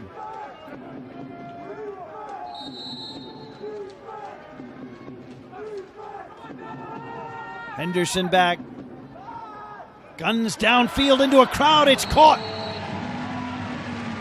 Matthias Bealey has a first down in Musketeer territory.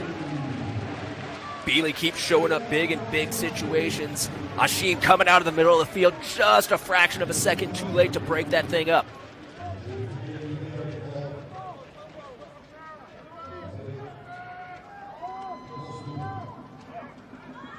Henderson hit. Escapes. Smashed at about the 45. And now a timeout. Yeah, obviously sacks always devastating to an offense. Sacks particularly devastating in the 2 minute drill. 1:22 left in the overtime period. 1-2-2. Henderson avoids the sack, gets a small positive play. They were going to be taking a timeout after that play anyways.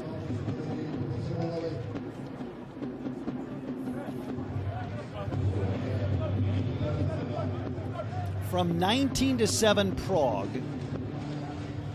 Paris rallied to take a 20-19 lead. Prague then went in front 25-20. Paris went in front 28-25. All of this in the fourth quarter. Prague hit a 54-yarder. Marek Hrubon, as time expired in regulation to force this overtime period.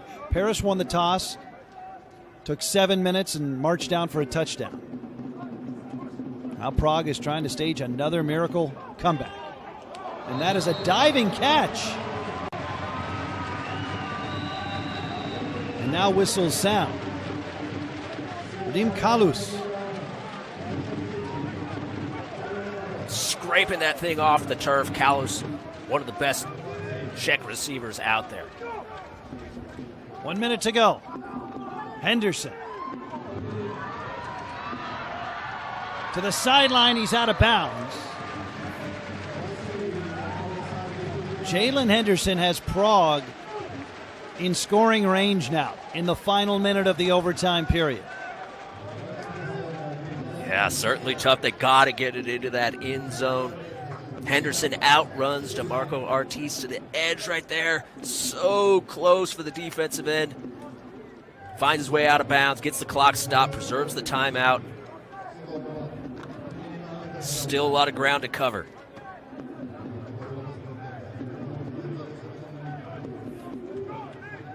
Second and 3.5. Henderson going long, left, incomplete. Looking for Carlos.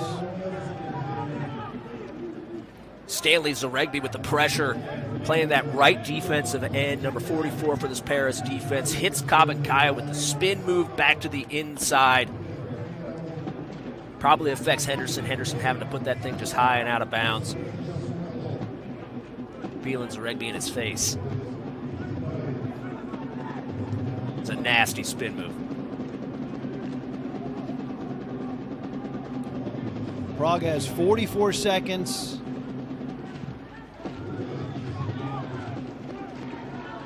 Certainly 4-down territory. Right side complete. It's Patterson. Clock is moving. 1 timeout left for Prague. They don't take it. From the 21. Henderson. Retreating. Throwing. Incomplete. Žižkov. And that is a merciful incompletion. That would have been a significant loss. Yes, best case scenario, because that not only would it have been a loss of yardage, but a loss of time coming off the clock. They would have had to use that timeout. Now, one thing I will say is Žižkov, a defenseless receiver right there. Let's take a look at this hit. We have a timeout on the field for an injured player. It's very tough when it turns into this scramble. After the Like this, 2-minute warning, running to that by football. rule, No, that's clean. Prague will be charged the second and final team timeout of the overtime period. Because of the injury. Because of the stoppage, I believe, Žižkov. Did I interpret that right, Andrew? Please Yes. put 18 seconds on the game clock. 18. Thank you. So no timeouts left. They have 2nd down and 10 from the 21.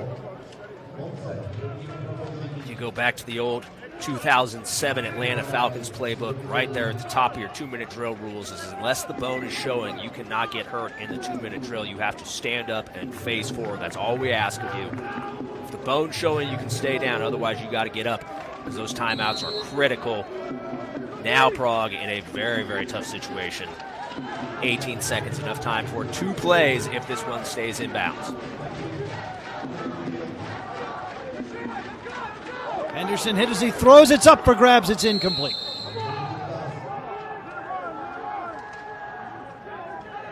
So now with 13 seconds, yeah, absolute great pass rush up front. Getting to Henderson as he's trying to get rid of that thing. 13 seconds. If this gets tackled in bounds, this clock keeps changing us down to 11. If this gets tackled in bounds, this game's going to be over.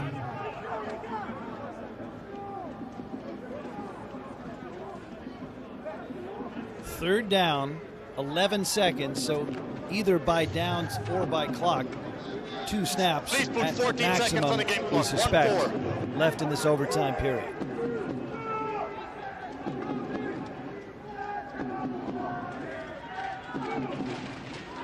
Paris blitzes. Henderson throws, end zone! Caught by Beeling! Touchdown, Prague!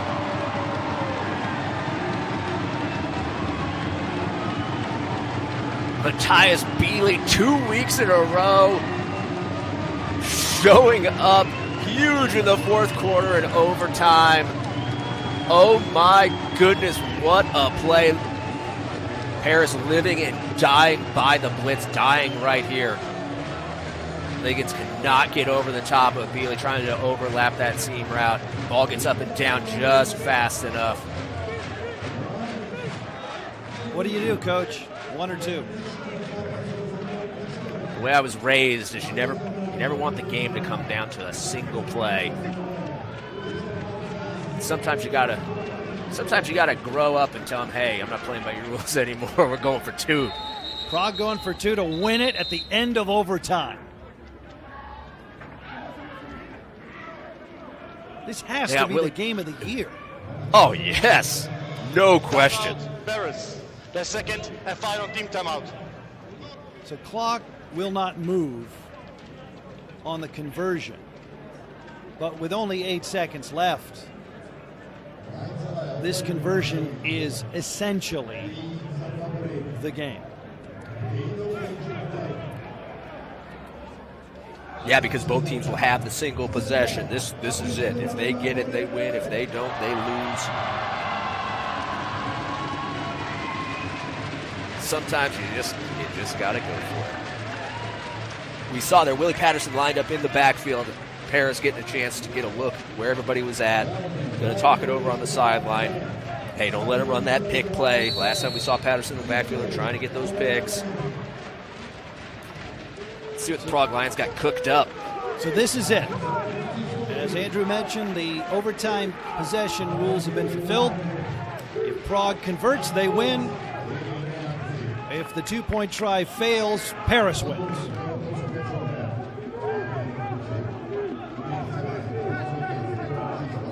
Henderson alone in the backfield. To the end zone. Prague wins. It's Bealey.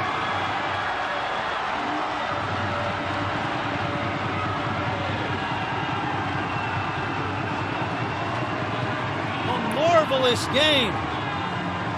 Prague wins their second in a row. Their first home win of the season. And a duel for the ages is over.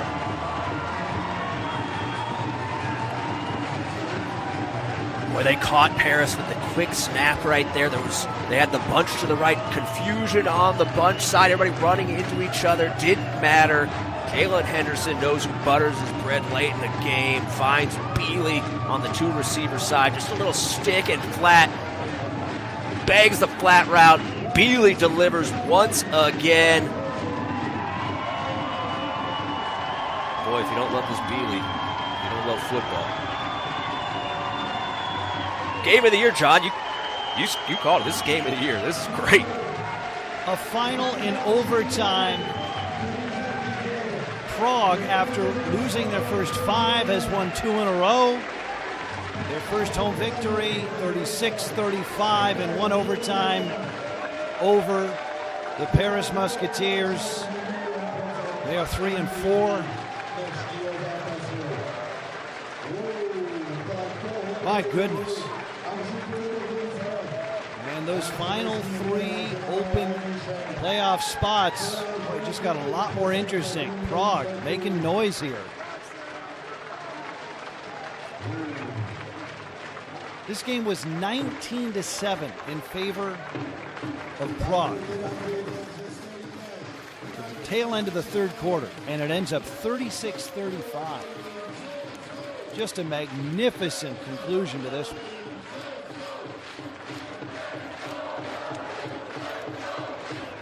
And a good performance, a good bounce-back performance for Zach Edwards. Paris cleaning up those quarterback-center exchange issues obviously played a big role here. Going to be a lot of soul-searching for this Paris team after this game. Plenty to still clean up. They eliminate those turnovers, though they're probably in control of this thing. That's not to take anything away from a spectacular performance by Jalen Henderson and these Prague Lions. All smiles for Jalen Henderson as Prague wins on a 2-point conversion with 8 seconds to go in the overtime period. 36-35 Prague. Nordic Storm and Raiders Tirol playing right now. Tomorrow at 1 o'clock Central European Time, Frankfurt at Munich. A big week 9 rolling on. And they celebrate in Prague. That'll do it for us. It was a pleasure to share it with all of you. From Viktoria Stadion in Prague, he's Andrew Weininger. I'm John Ramey. Congratulations to the Lions faithful. They see their side win a thriller. So long from Czechia.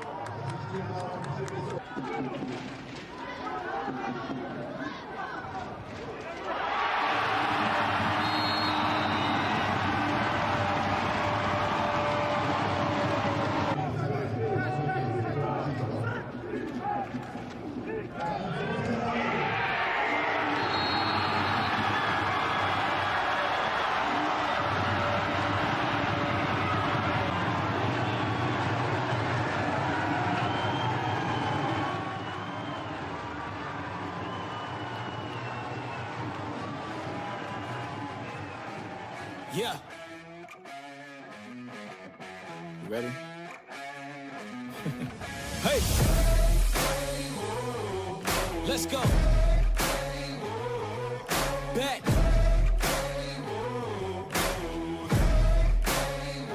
Yo, once again I'm back around. Real shit back in style. Haters reconcile. I'm so black and proud. First class tickets now. Feet all in the eye. Everybody looking down. Everybody get red when you drown, huh?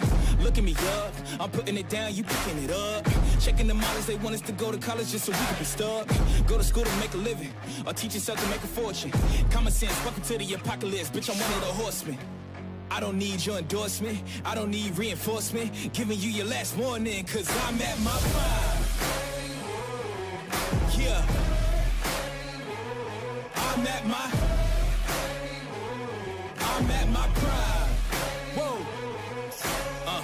Have I gone too far? Do you detect something different? If you look inside my head, would you say something's missing? If you could give all your riches just to say the word, would you risk it? These politicians so old, can't tell if they're dead or they living. Better ask Kathy Griffin. You know I like to raise stakes. We was always taught to hit the gas, we ain't even know.